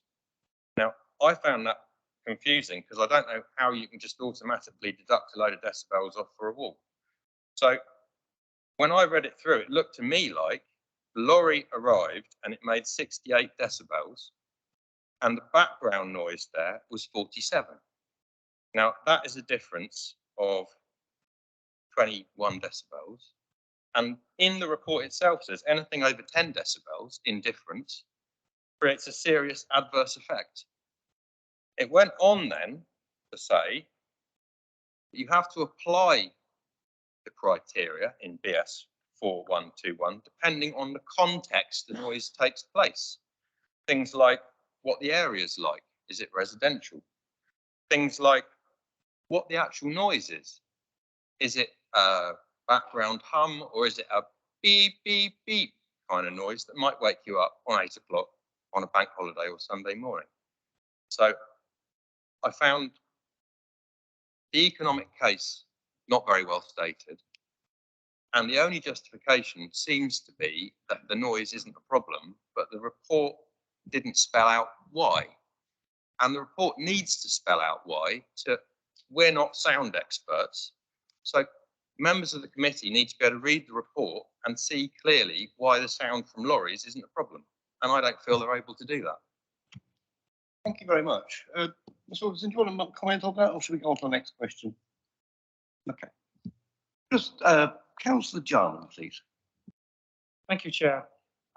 I've come to the very clear conclusion here that this is a serious and adverse effect on the local residents, and I move that we reject this application on that basis and immediately look for a seconder, please. The Churchman, I see you seconding. Do you want to speak?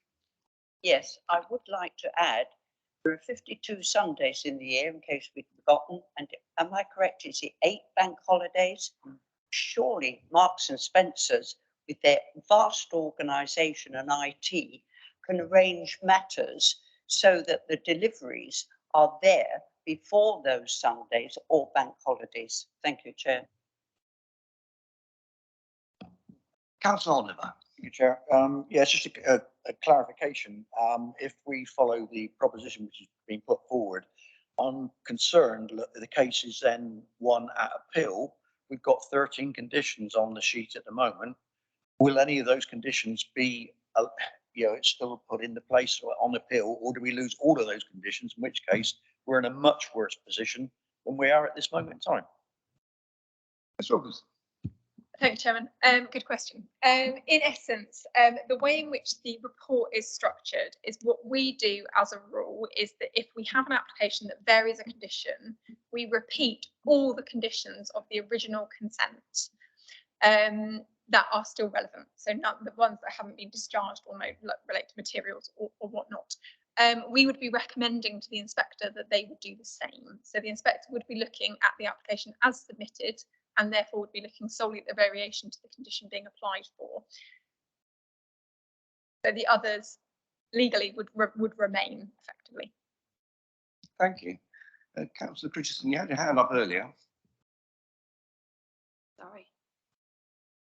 Yeah, following Giles's comments, but not quite so in depth about sound issues, but I'd noted that there had been concerns raised by the environmental health about the noise levels between 6 and 7 a.m. and 7 and 8 a.m. and the difference on a Sunday. And I thought that was quite relevant, that there is an actual difference in the amount of noise in the town at those times, so that we should take that into account, really, that they were looking at general times and other areas, and that we had, our environmental health officers had noted that there was an issue with those at some points. So I just wanted to back that up, really.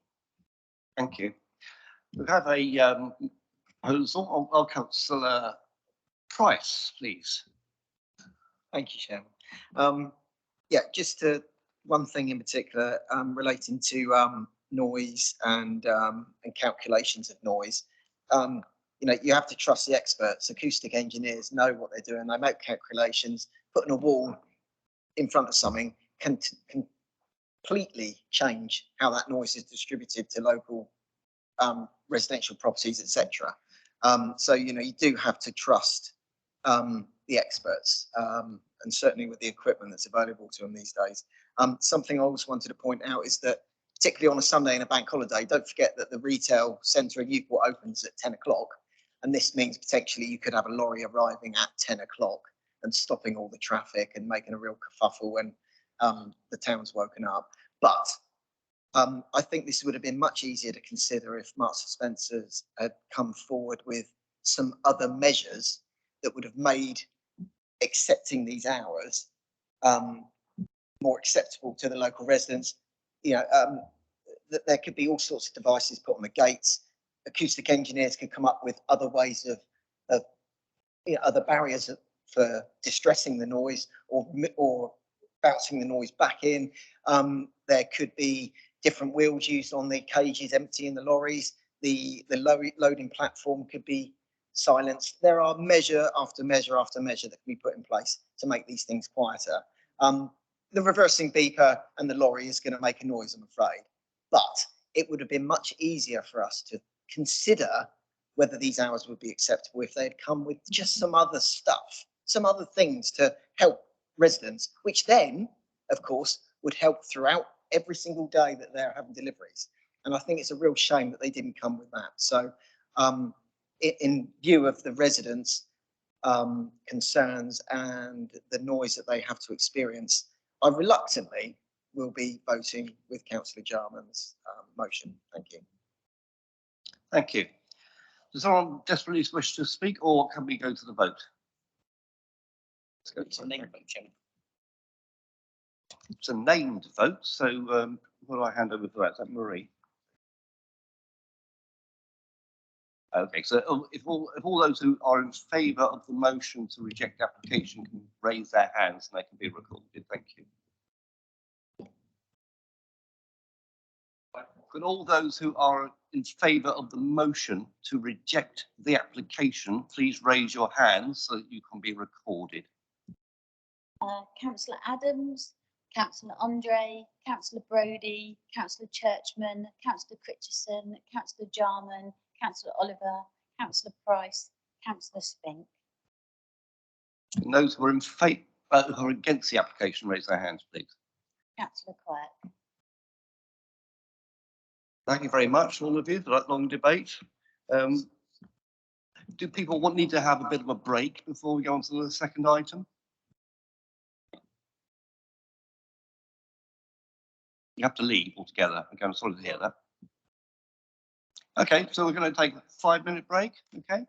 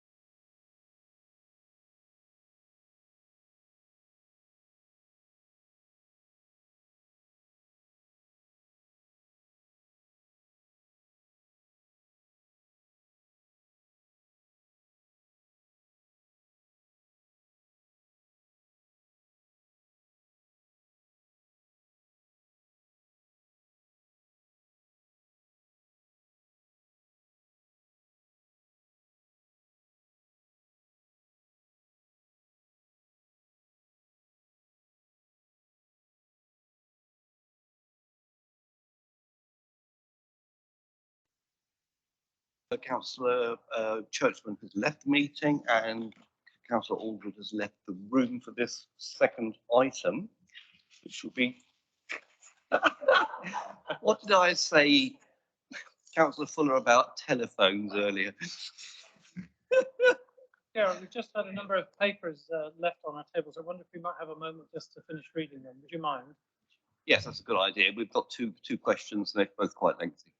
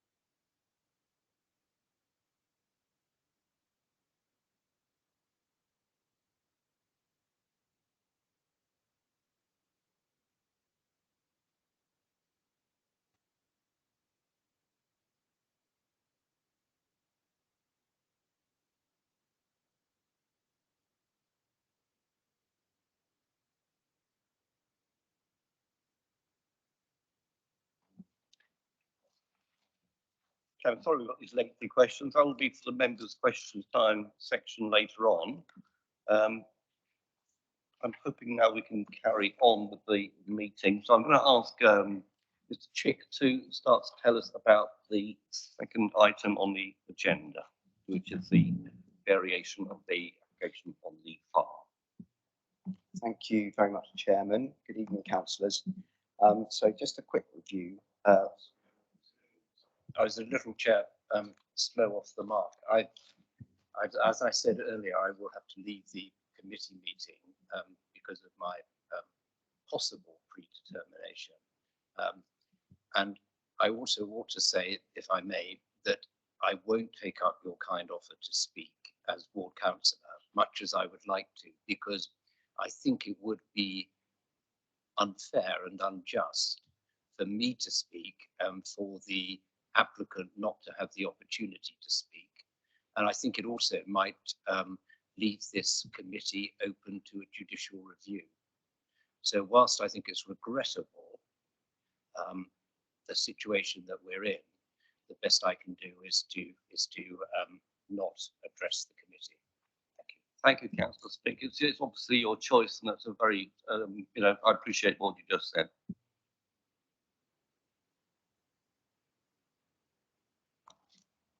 Mr. Chick, would you like to carry on? Thank you, Chairman.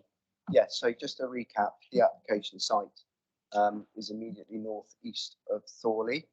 As you can see there in the blue dot, the lower plan is just slightly zoomed into the site, so you can see some of the buildings there in a rather shady way.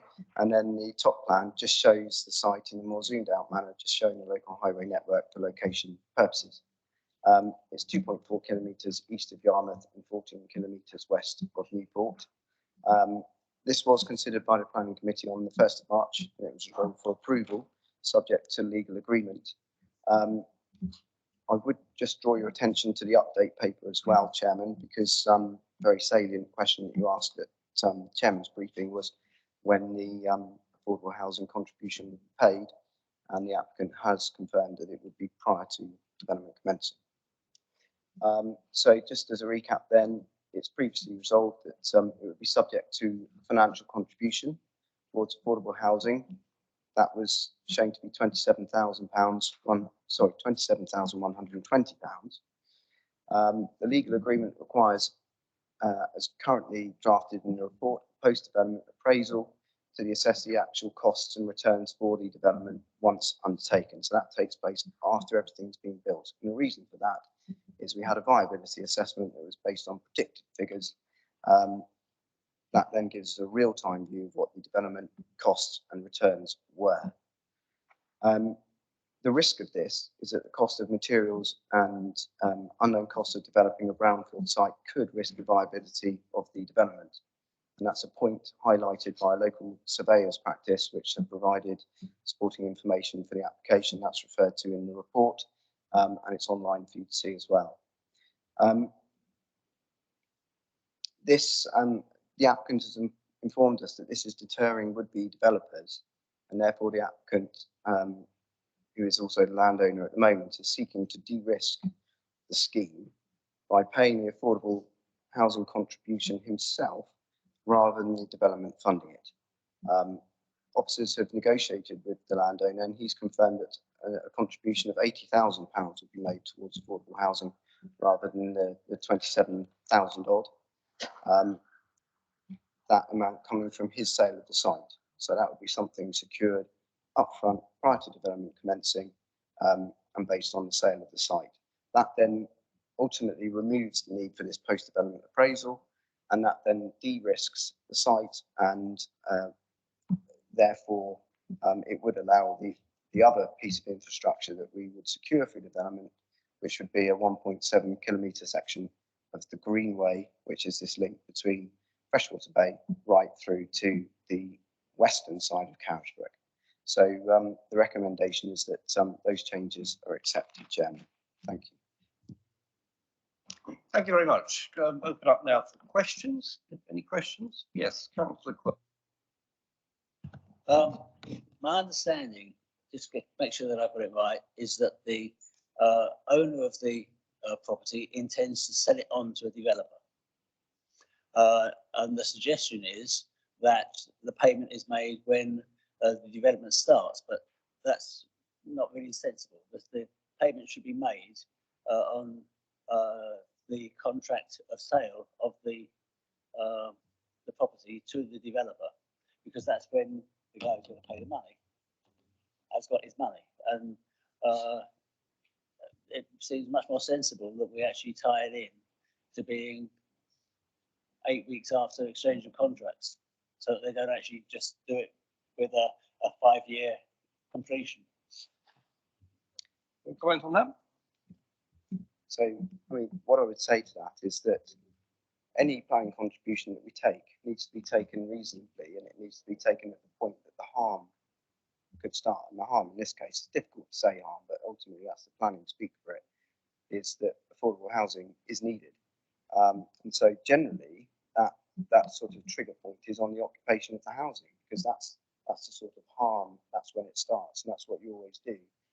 The issue with taking it at the point of sale of the contract is that the developer who buys the site might, and I'd hope not, given the infrastructure we are securing for the Greenway, but they might come to the planning authority and say, well, actually, we can still provide the Greenway, but we don't want to build what's shown on the plans. We want to build something that's different, and that's something that happens quite regularly as sites change hands. So I think that's the issue that we've got, is that if you do it on the point of sale of contract, you might end up with a development that's not quite the same. Whereas if you have it prior to commencement, then the money that's being given as mitigation for affordable housing is given at the right time in a planning sense.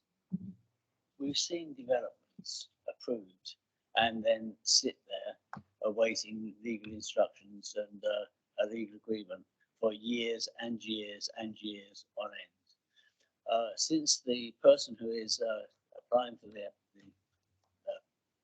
change is saying, we should, I'm going to pay it, then surely when he ceases to own the site is when he should pay it.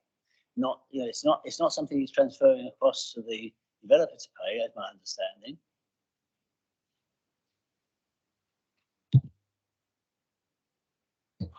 Okay.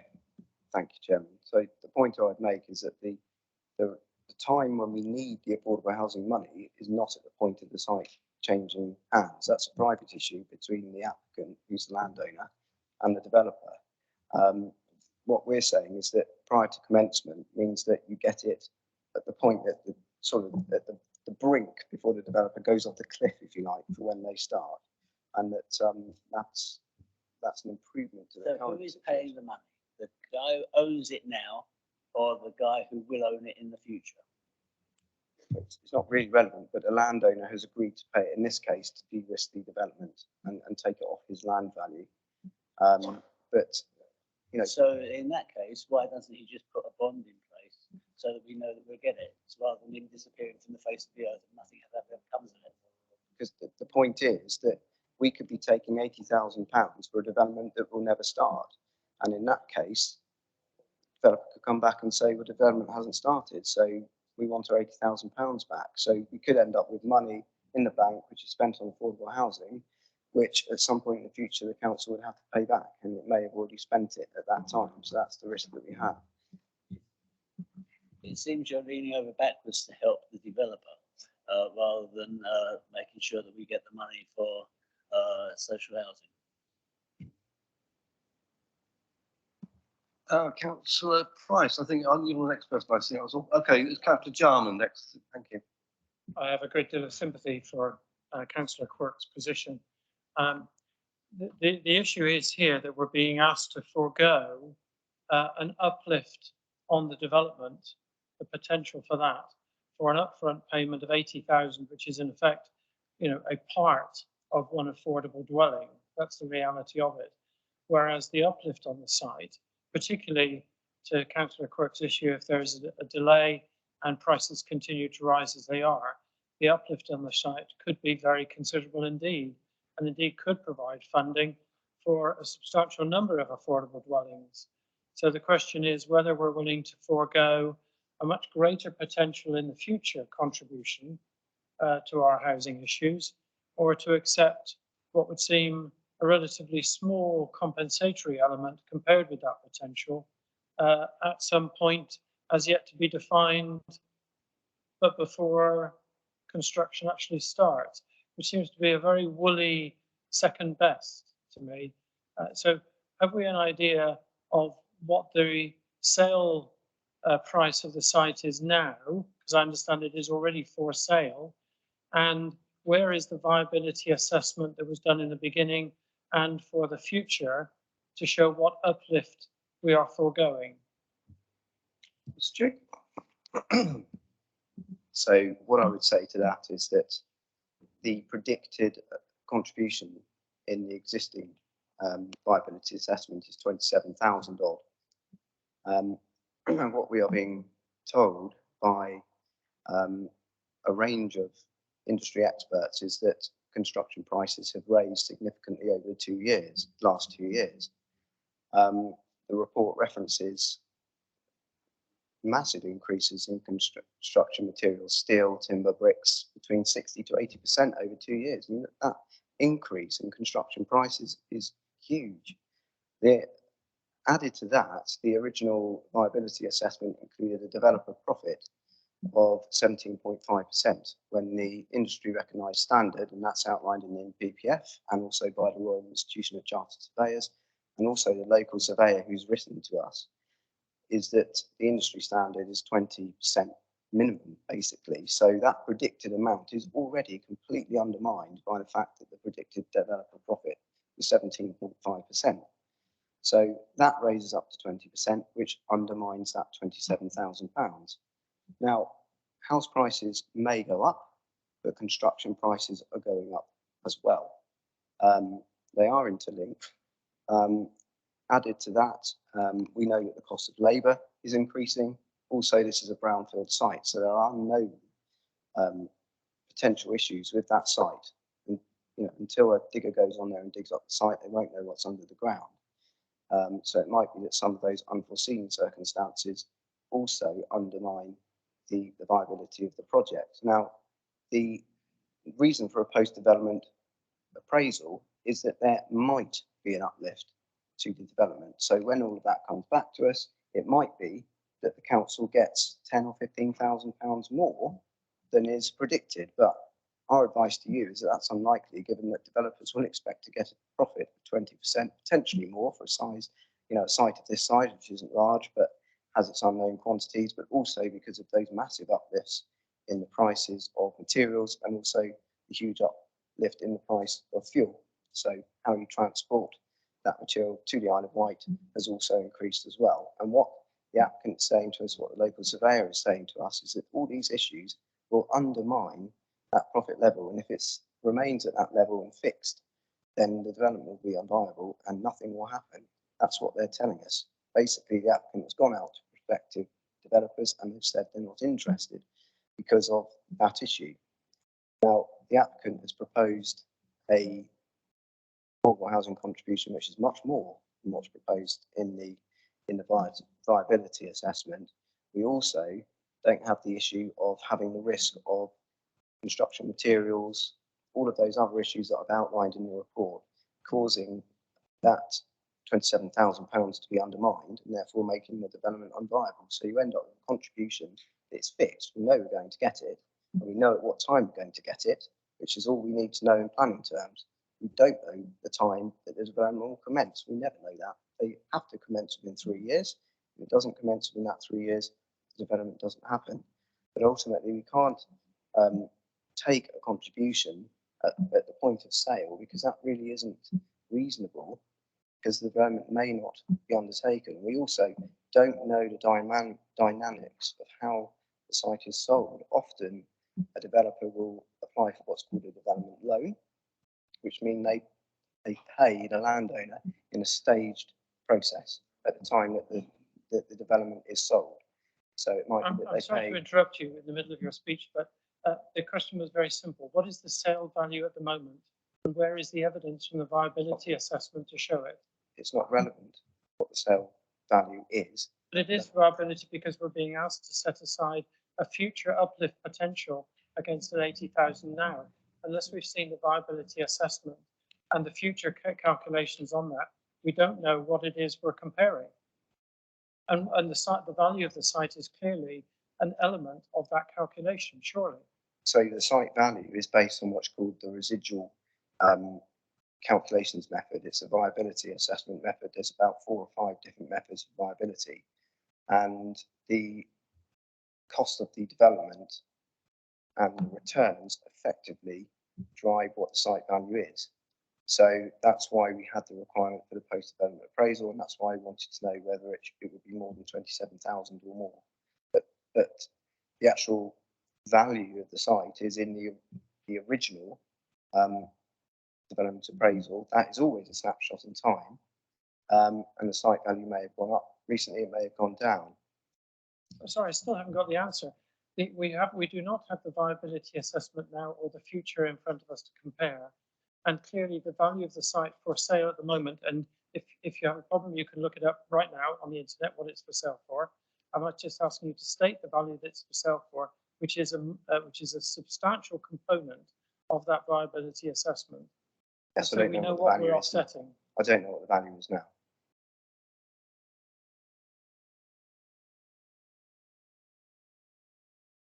Councillor Price, you had your hand up next, I think. Thank you, Chairman.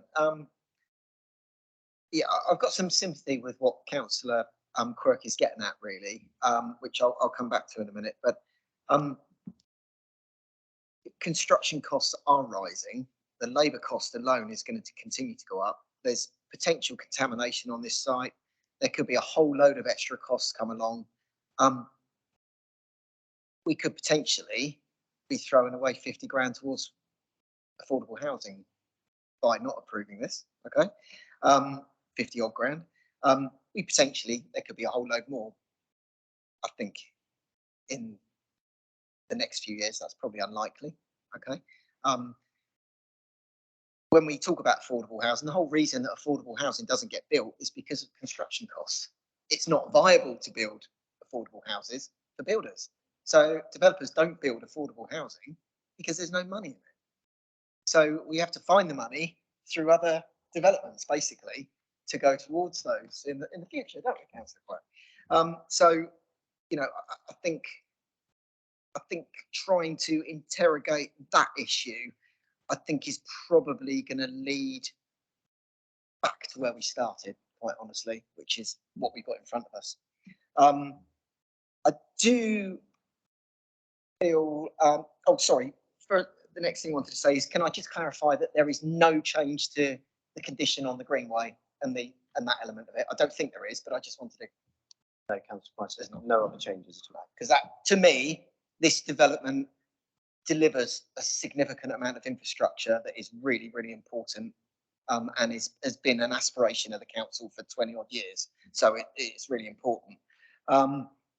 It's probably the security of this amount of money, because obviously if it's paid, I think what Councillor Quirk is saying, without saying it, is that if the property is sold and then the construction doesn't commence until 2.5 years' time, the applicant now who sold the property could have run off somewhere and spent all the money, and there's no way of us getting it. I think that's unlikely. I think most of us know who the applicant is, and I think we would know where to find him, or the remains of him, let's say. But so I don't think that necessarily is an issue, but I think making sure that it's right at this point, I think the committee would want to have some confidence that if we agree to this, that there is some absolute security that this money will be paid at the time it should be paid. De-risking the site. I mean, it's a bit of a revelation. We don't hear this, do we? And I'm sure there's a financial reason behind it, why the site is being de-risked. But to de-risk a site and make it available and potentially delivered quick, surely is a good thing. It's going to create jobs. It's going to help our housing target. It's going to give us some money towards affordable housing. Thank you. Thank you. Mr. Chick, do you want to respond to that? Yes, thank you, Chairman. Yeah, just to clarify the point that Councillor Price made in terms of gaining that money, the landowner will be subject to legal agreement. It will be the landowner that signs it. If the £80,000 isn't paid at the commencement of development, we will prosecute him.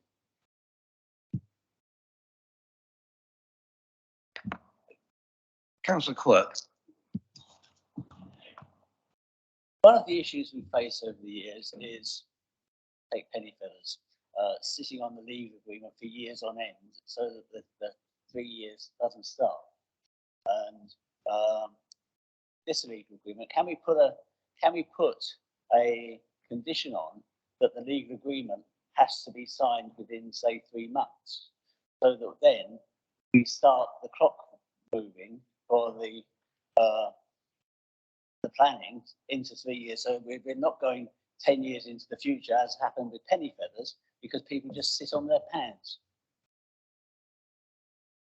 So, yeah, thank you, Chairman. It's a good question, and obviously we all get frustrated when we see sites that are mothballed effectively or just sit there and do nothing. But they tend to be larger sites with multiple different owners, whereas this site has one owner who will then sell it to a developer. But ultimately, what normally happens when you have multiple owners of a site, different investment portfolios and different places in the world, we deal with them regularly for legal agreements, and it does make the legal agreement take longer. But in this case, there's a single landowner, a single applicant, who would be subject to the legal agreement.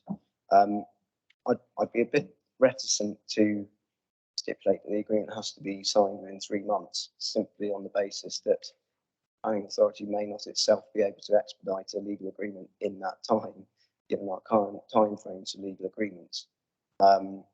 And I'm not sure quite how we do it either. I don't think you can put a planning condition that requires a financial contribution into a planning commission. That's the only way you could do it, because ultimately, without a legal agreement, we've got nothing legal to sign.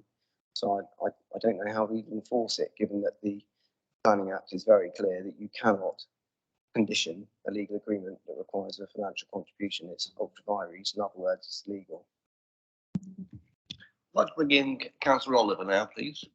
Thank you, Chair. I'm not, believe it or not, at one stage I was blonde, and so I'm going to ask a blonde question.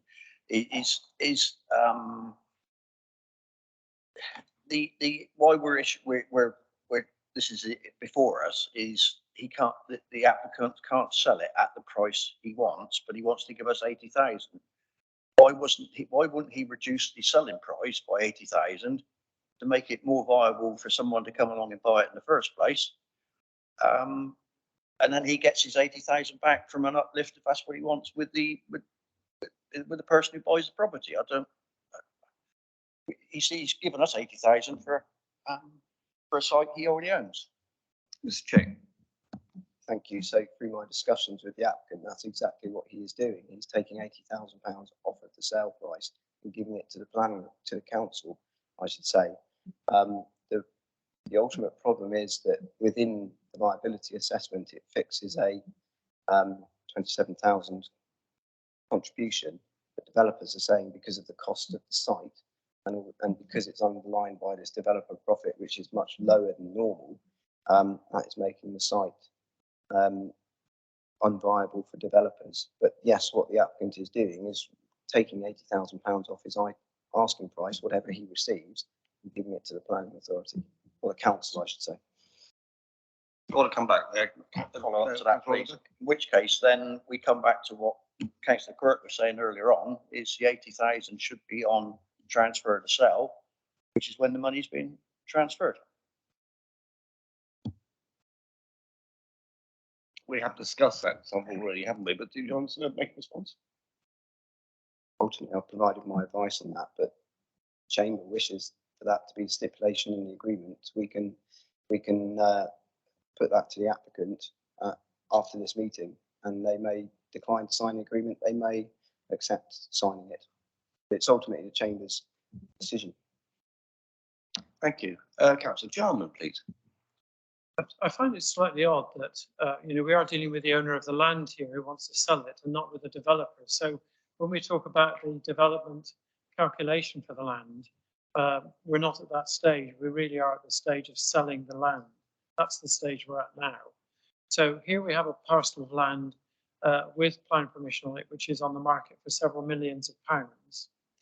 And the owner of that site is offering to give us 80,000 in lieu of whatever the developer might be encumbered with by perhaps making a greater contribution to us for affordable housing in the future.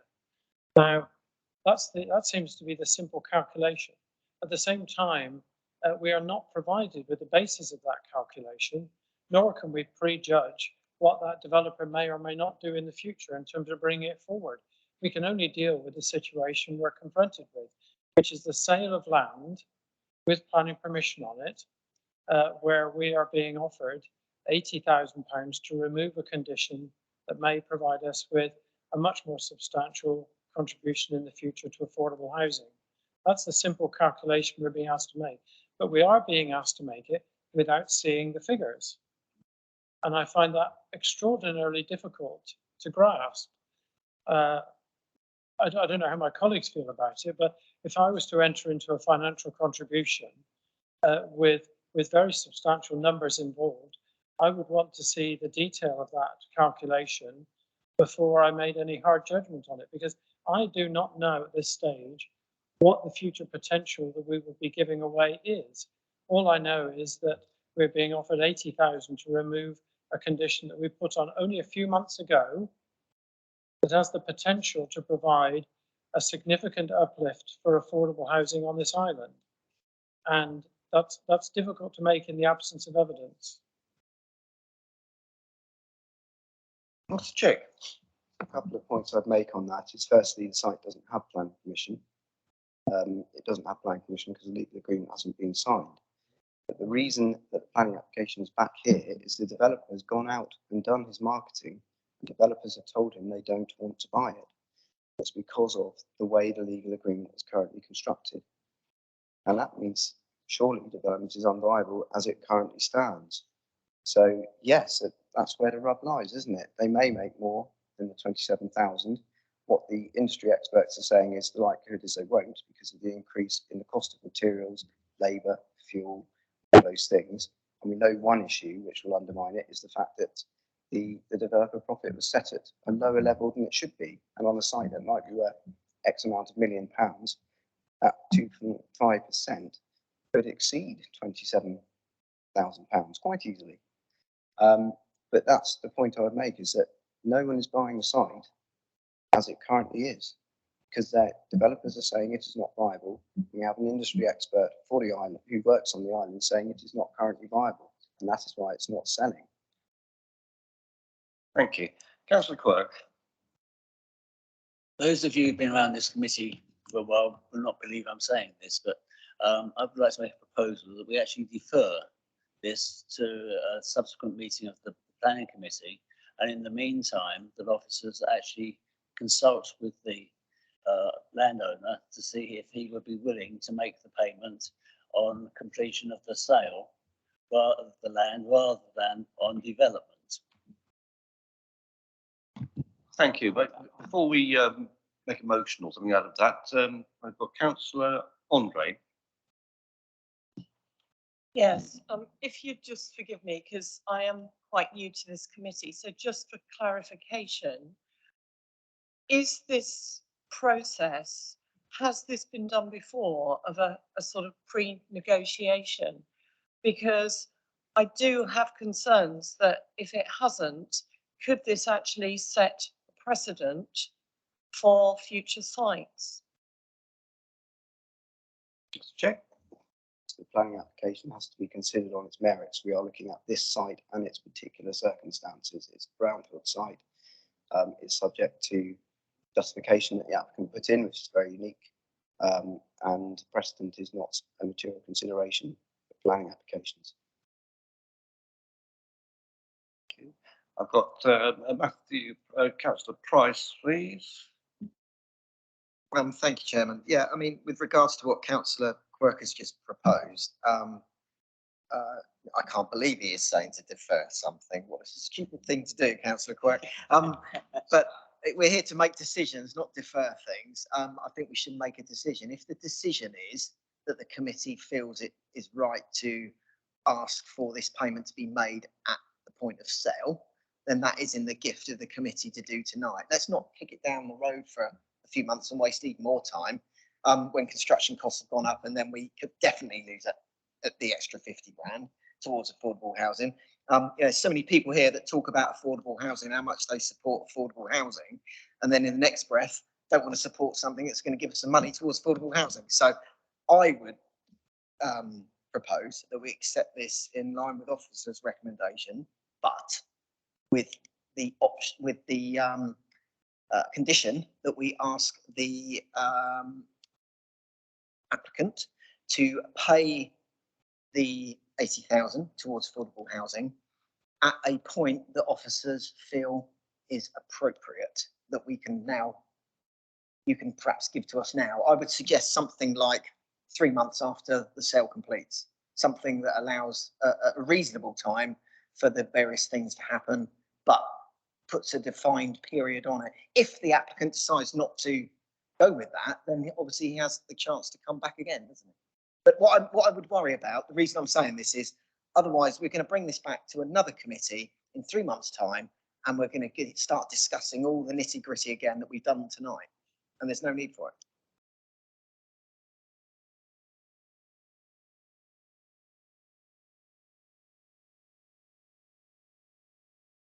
Just pause for a moment while we consider this. Is that an actual proposal, Councillor Price? Yeah.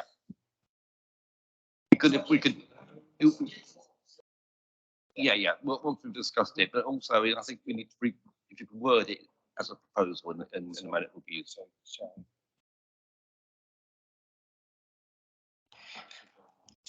Chairman, if I can, one point of advice to the committee to consider as part of this motion, and that is this.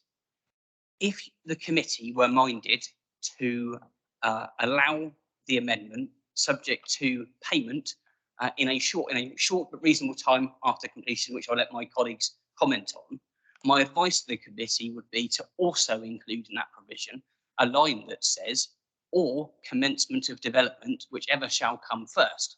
Because if the sale doesn't occur, the developer gets, the landowner gets away without paying the contribution. And that may well be an issue for you. So that's my advice on that point. And just to pick up one further point you made is putting all of this into the mixing pot. If the landowner refused to sign the Section 106 agreement, then ultimately, I imagine, I'm looking to my colleagues, I haven't clarified this with them, I imagine what might happen is that the planning authority come back with a paper that seeks refusal of the planning application on the basis that the required mitigation cannot be achieved. So that's the result once it goes out of here, because planning permission hasn't been issued. It won't be issued until the Section 106 agreement is signed. If the landowner doesn't want to sign the Section 106 agreement, it's very likely, I would suggest, to come back with a recommendation for refusal on that basis.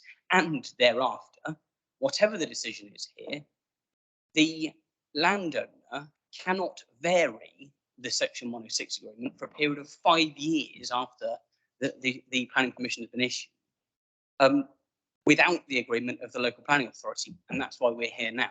So it would be set, and they can only, if the planning authority don't agree to the changes, can only be varied after a period of 5 years, at which point a formal application is made to the planning authority. It can still determine it and can still refuse it, but it's only after that time period that an appeal is available to the Secretary of State. Before that, it's not.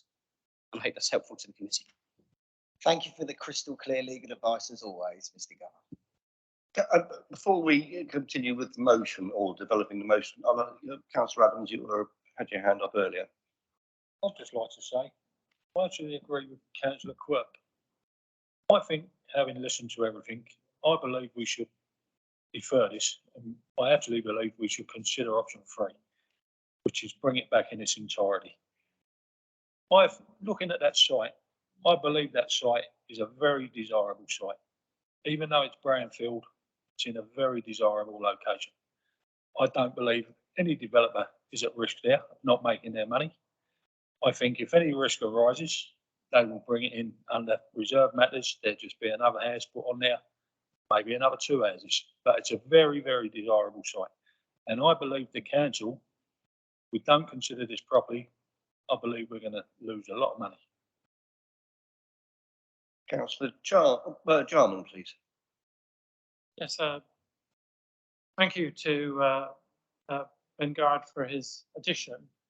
I wonder whether it might be appropriate to consider also the case where the land is not immediately sold either, in which case to put a time expiry on anything that is granted today, so that whilst we might accept what has been proposed with a time limit which is dependent on a certain reasonable period after the sale and prior to commencement, there should be some absolute cut-off date for that as well, because it's also a possible outcome that we would agree this, that the sale would then not go through and would be stalled, sitting on the land with a fixed amount of 80,000, whilst the land may well in the future continue to appreciate in value, so that the value of that 80,000 would be diminished over time. Could we put an absolute cut-off date on that? And if it was not, as per your condition earlier, if it was not dealt with within that final cut-off date, that it would then be brought back or would be automatically rejected in some other fashion? Thank you. Yeah, we're having a bit of consultation on that one, Councillor Jarman.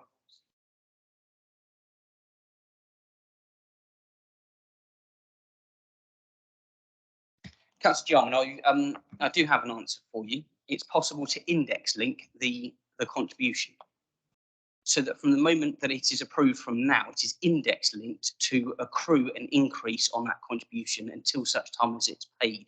So that would be from the grant of planning permission until it is paid. The implication being that if the index generally is taken to increase, the earlier it's paid, the cheaper the contribution would be at the minimum level, and the longer that it takes for the landowner to pay it, it's reflected then with the index link, so that you're safeguarded in that way. And the other thing that I would say is that it would be possible. You've heard the difficulties with having a Section 106 agreement controlling the development once that planning permission has been issued. And this is the difficulty: is once the planning permission is issued, it's within the confines, the four corners of the legal agreement and the conditions. But what I would say to you is it would be possible for this committee to say, for example, as an informative, that if the Section 106 agreement is not signed within 6 months, it is their desire to have the matter back before them for further consideration. That would be informative for the planning authority to take away from this, to bring back if there was stalling that occurred during the negotiation of the Section 106 agreement, and that you would then index link the contribution to secure any increase if there were a delay. So I appreciate your addition to my addition. So the callback in 6 months plus the indexing of the 80,000 and the 80,000 on sale of the land or first development. Is that a summary of all the conditions I think we've managed to? I believe that's correct. Yes. Yeah. The informative preference would still be to see all of the financial information in front of me, but in the absence of that disclosure, I think this is a reasonable compromise. Thank you. Is there anybody else who wishes to speak, or can we try and move forward to a resolution? Well, I think before we go to the vote, I think we need a little bit more tight on the wording. Can you help us out there, Councillor Pryce? I think I'll look to Miss Wilkinson for some help, or Mr. Bolter perhaps, or Russell, someone help with the wording, because I think we know what we want to say, but I certainly don't have the words ready, I'm afraid, in relation to what has just been added. Right, give us a moment. I think it's getting a bit complicated. You've got to check. Just he's got it. Russell, check. Will you give us your understanding of what we've just been discussing? Thank you, Chairman. Yes, as always, I've listened to the Chamber, and my understanding is that the Chamber's wish would be Councillor Price's existing proposal. We also have the added index link to the contribution, so it's index linked, which you do in a lot of agreements. A requirement to come back to committee if the agreement has not been signed 6 months after this committee meeting, and also for that trigger to be the money is paid on the sale of the land on commencement of the development, whichever is the sooner. So the proposal is that we accept the development under these additional conditions. Can I see a seconder, please? Councillor Brodie, thank you very much. Councillor Quirk, you were just.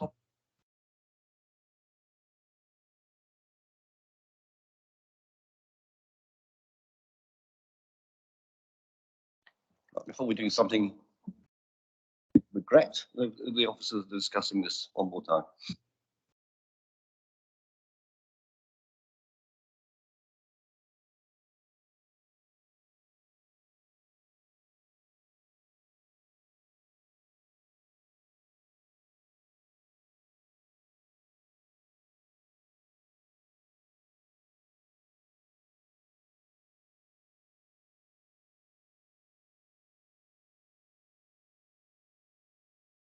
So to be completely clear, sorry, Chairman, we would include in the agreement a requirement to be told when the land is sold, and then for a reasonable period after that sale, which should be 3 months, I think, which is what the Chamber said, within 3 months of that period to pay a contribution of £80,000, which is index linked, or on the commencement of development, whichever is the sooner. Thank you. We're all happy then. So can I see any, again, I take a name vote? No, okay, no name vote. So can I just see hands up in favour of the motion? Is everybody happy to understand the motion, I hope?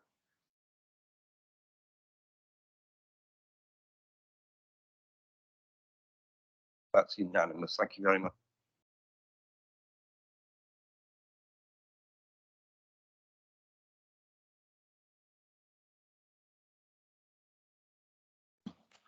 So that's unanimous. Yeah.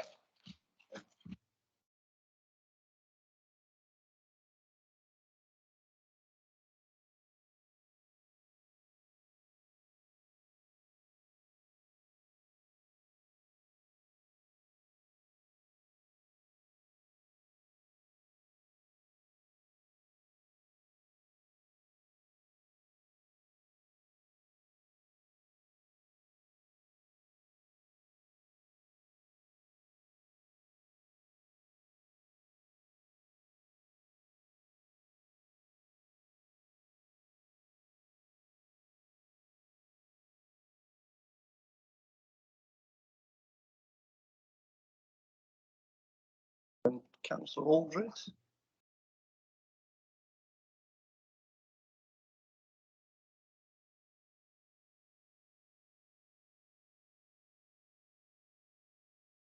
Now, so Councillor Spink is back in the room. We'll go through to the two questions that we've received. The first one is from Councillor Brodie.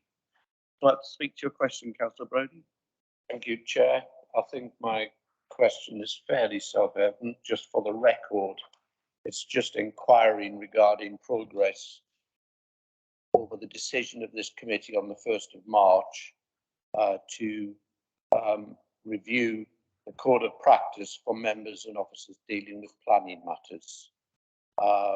And that once that review had taken place, it would be recommended for adoption by full council at the earliest opportunity. It also makes reference to, in the recent planning peer review, it was recommended that an urgent review be taken to effectively deliver the council's democratic functions. I'm seeking a review of this, and I think given some of the discussions that we had at the commencement of this meeting, I think it's entirely appropriate that I'm continuing to raise these questions.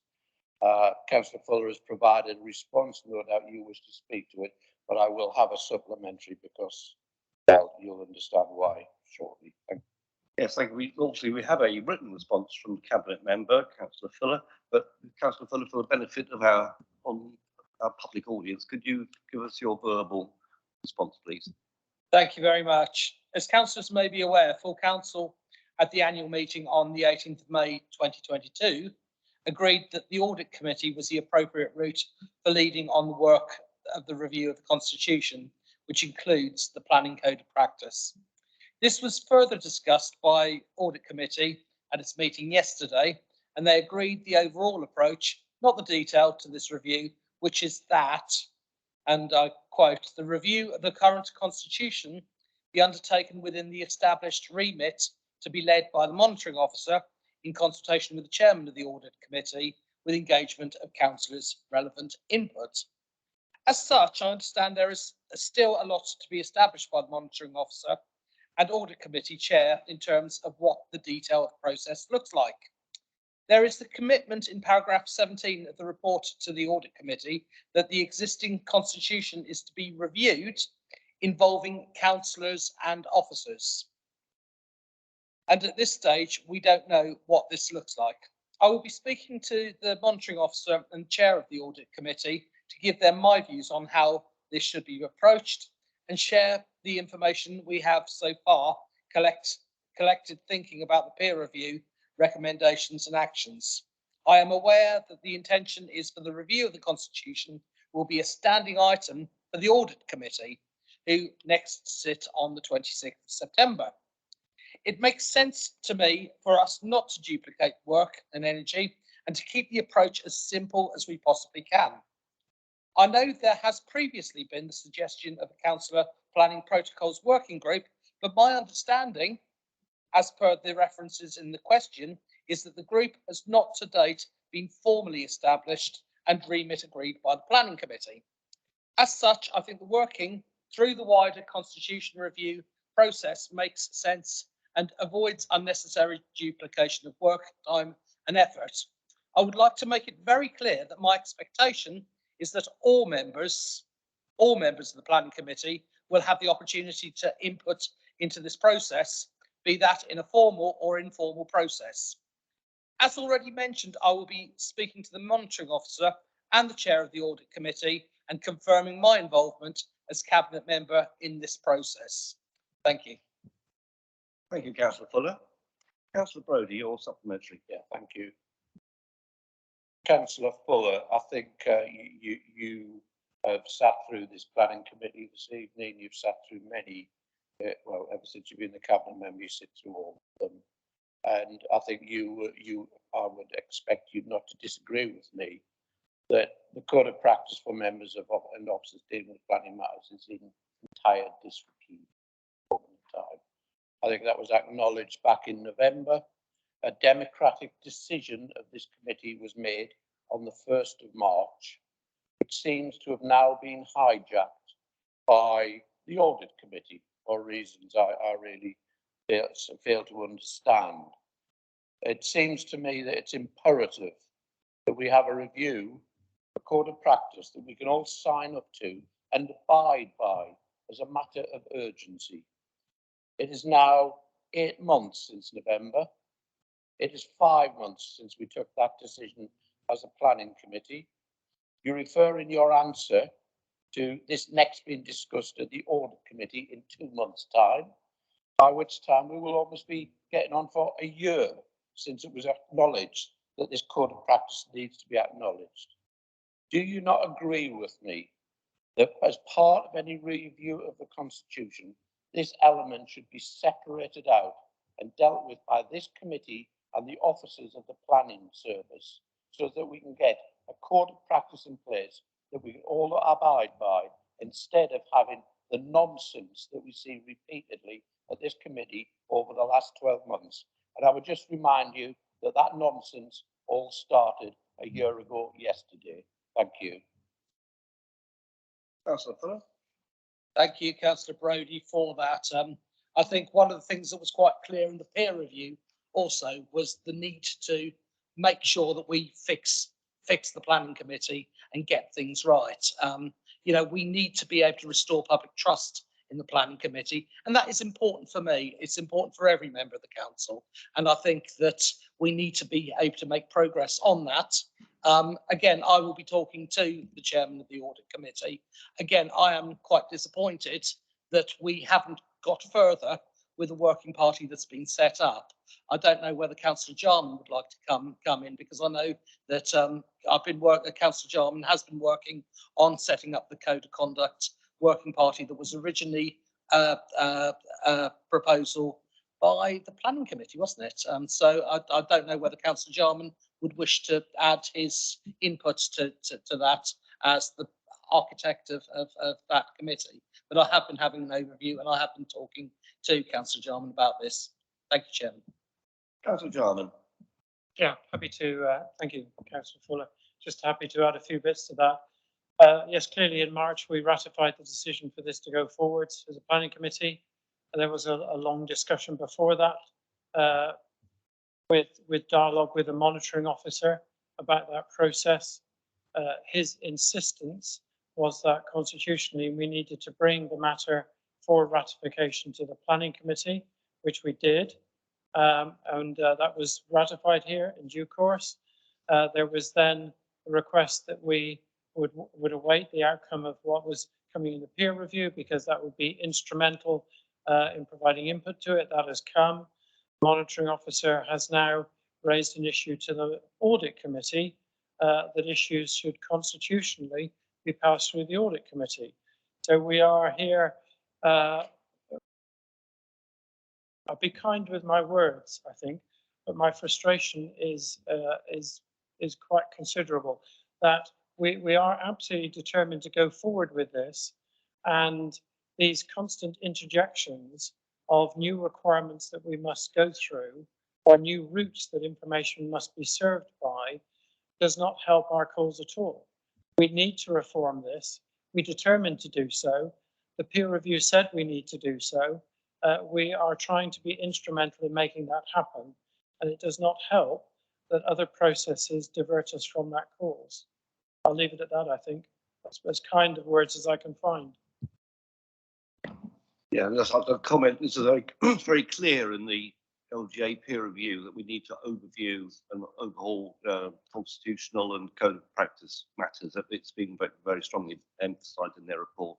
And I should add that the LGA have offered and have renewed their offer of support for that process, which is very kind of them, even to the extent of funding their time into that process.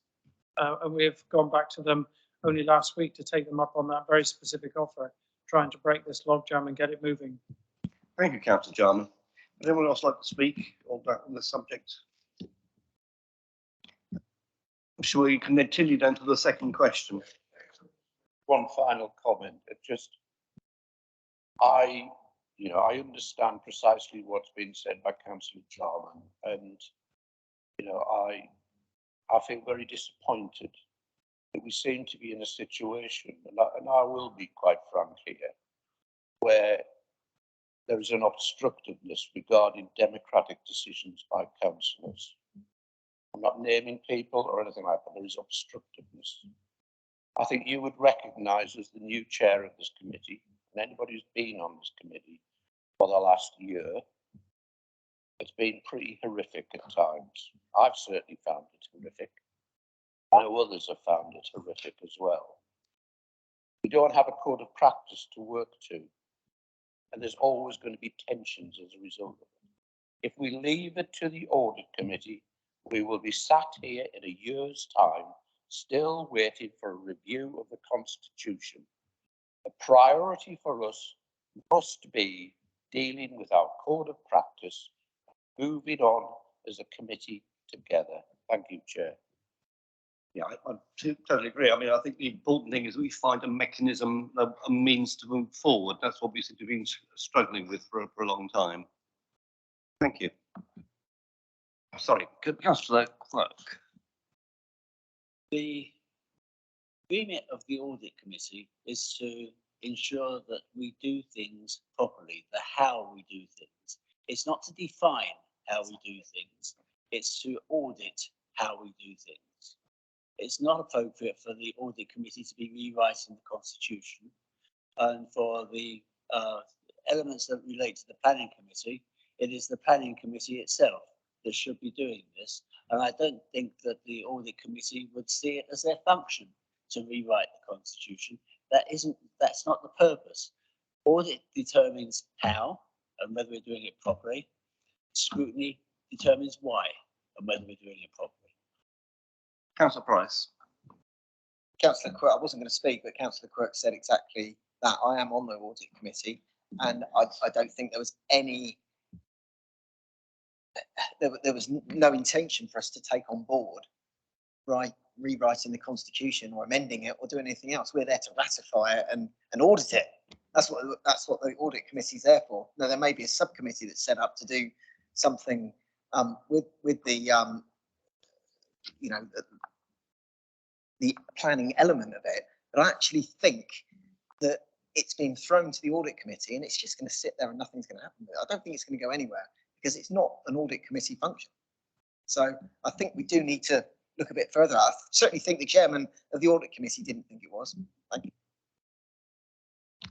Chair, I don't know if I can make a proposal here.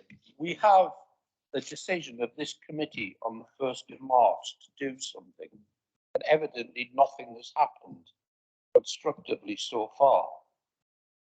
Can we, as a committee, now, maybe I'm looking to Ben here, can we, as a committee, given the decision of full council, which is a general constitutional review, given the role of audit within that, but can we progress this review? I think there were volunteers for it, right from last November, December. Can we not progress that and just get on with it? Because, I mean, I'll propose it if I can, but I don't know if I can, because it's not on the agenda. But, it's... I think the point is that we are actually trying to make this move forward. Coming back to your question, you asked, given this now nearly 5 months later from the March decision and the recent peer review recommended urgent review, can the committee have an update on the progress of this democratically agreed review? And I think we have had an answer. We are not satisfied with it clearly, but I think we have answered the question.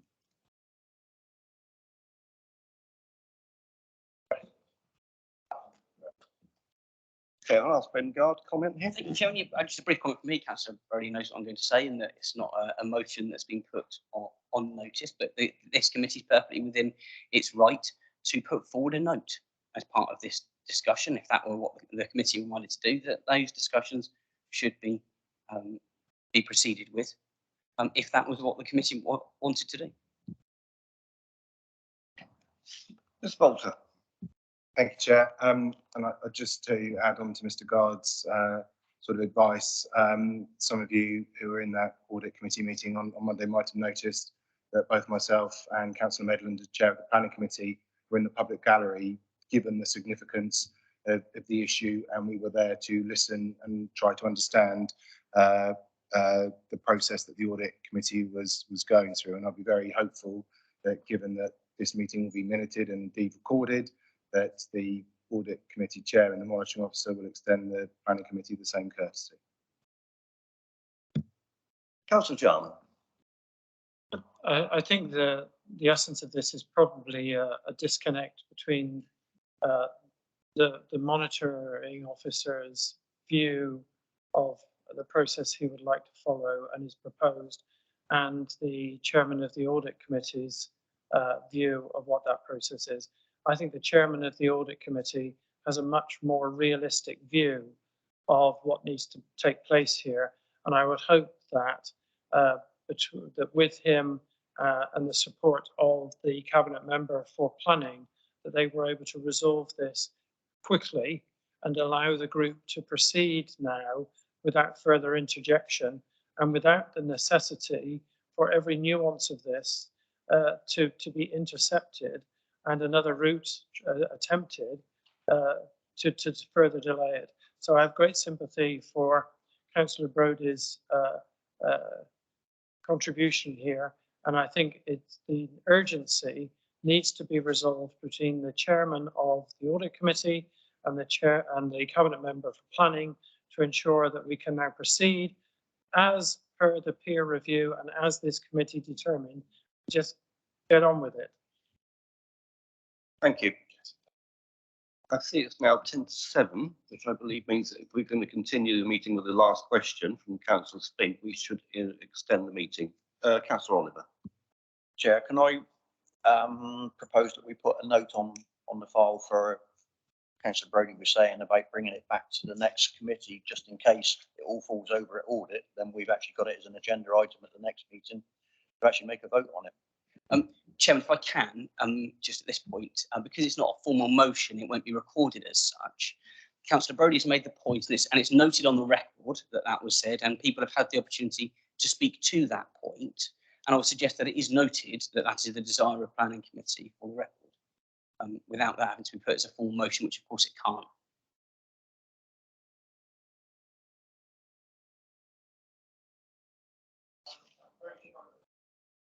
But the cabinet member for planning is well aware of the sentiment expressed. Sorry, Chairman, I actually share everybody's frustration. I just want to get on with it as well. So I'm quite happy to meet with Andrew Garrett at the very earliest opportunity to see if we can get this progressed. Thank you, Councillor Fuller. Councillor Spink. Chair, as far as the extension of the time of this meeting is concerned, that would be to enable me to ask my question. And I don't particularly want to force, as it were, members to stay here for considerably longer because of a question which, in fact, I've never really wanted to ask. I'm compelled to ask it because I've been unable to resolve the situation behind the scenes. I don't wish to particularly ask the question if there's any prospect of resolving it behind the scenes, because it involves criticism of decisions made in planning. And I think it's better if those could be dealt with behind the scenes rather than in public. So if there would be an undertaking that no further decision in terms of a delegated decision on the application on the ROPS takes place until we either resolve the matter or until this committee meets again, I would be content with that. But if we can't have that undertaking, then I will ask for the time extension, please, and ask my question. Yeah, that sounds like a very good idea, Councillor Spink. I think that in my final reply to you, I said that I was prepared to withdraw my decision in the light that full consultation has not yet taken place. So I think we're on the same page here. And I think that it would be a good idea if we could actually have a little bit more time to resolve this outside the committee rather than committing ourselves to another half an hour of think perhaps we have to turn a couple of pages before we're both on the same page. But if there's a prospect of that, then I would be content not to I just answer this question. ask Mr. Bolter, what do you think of that?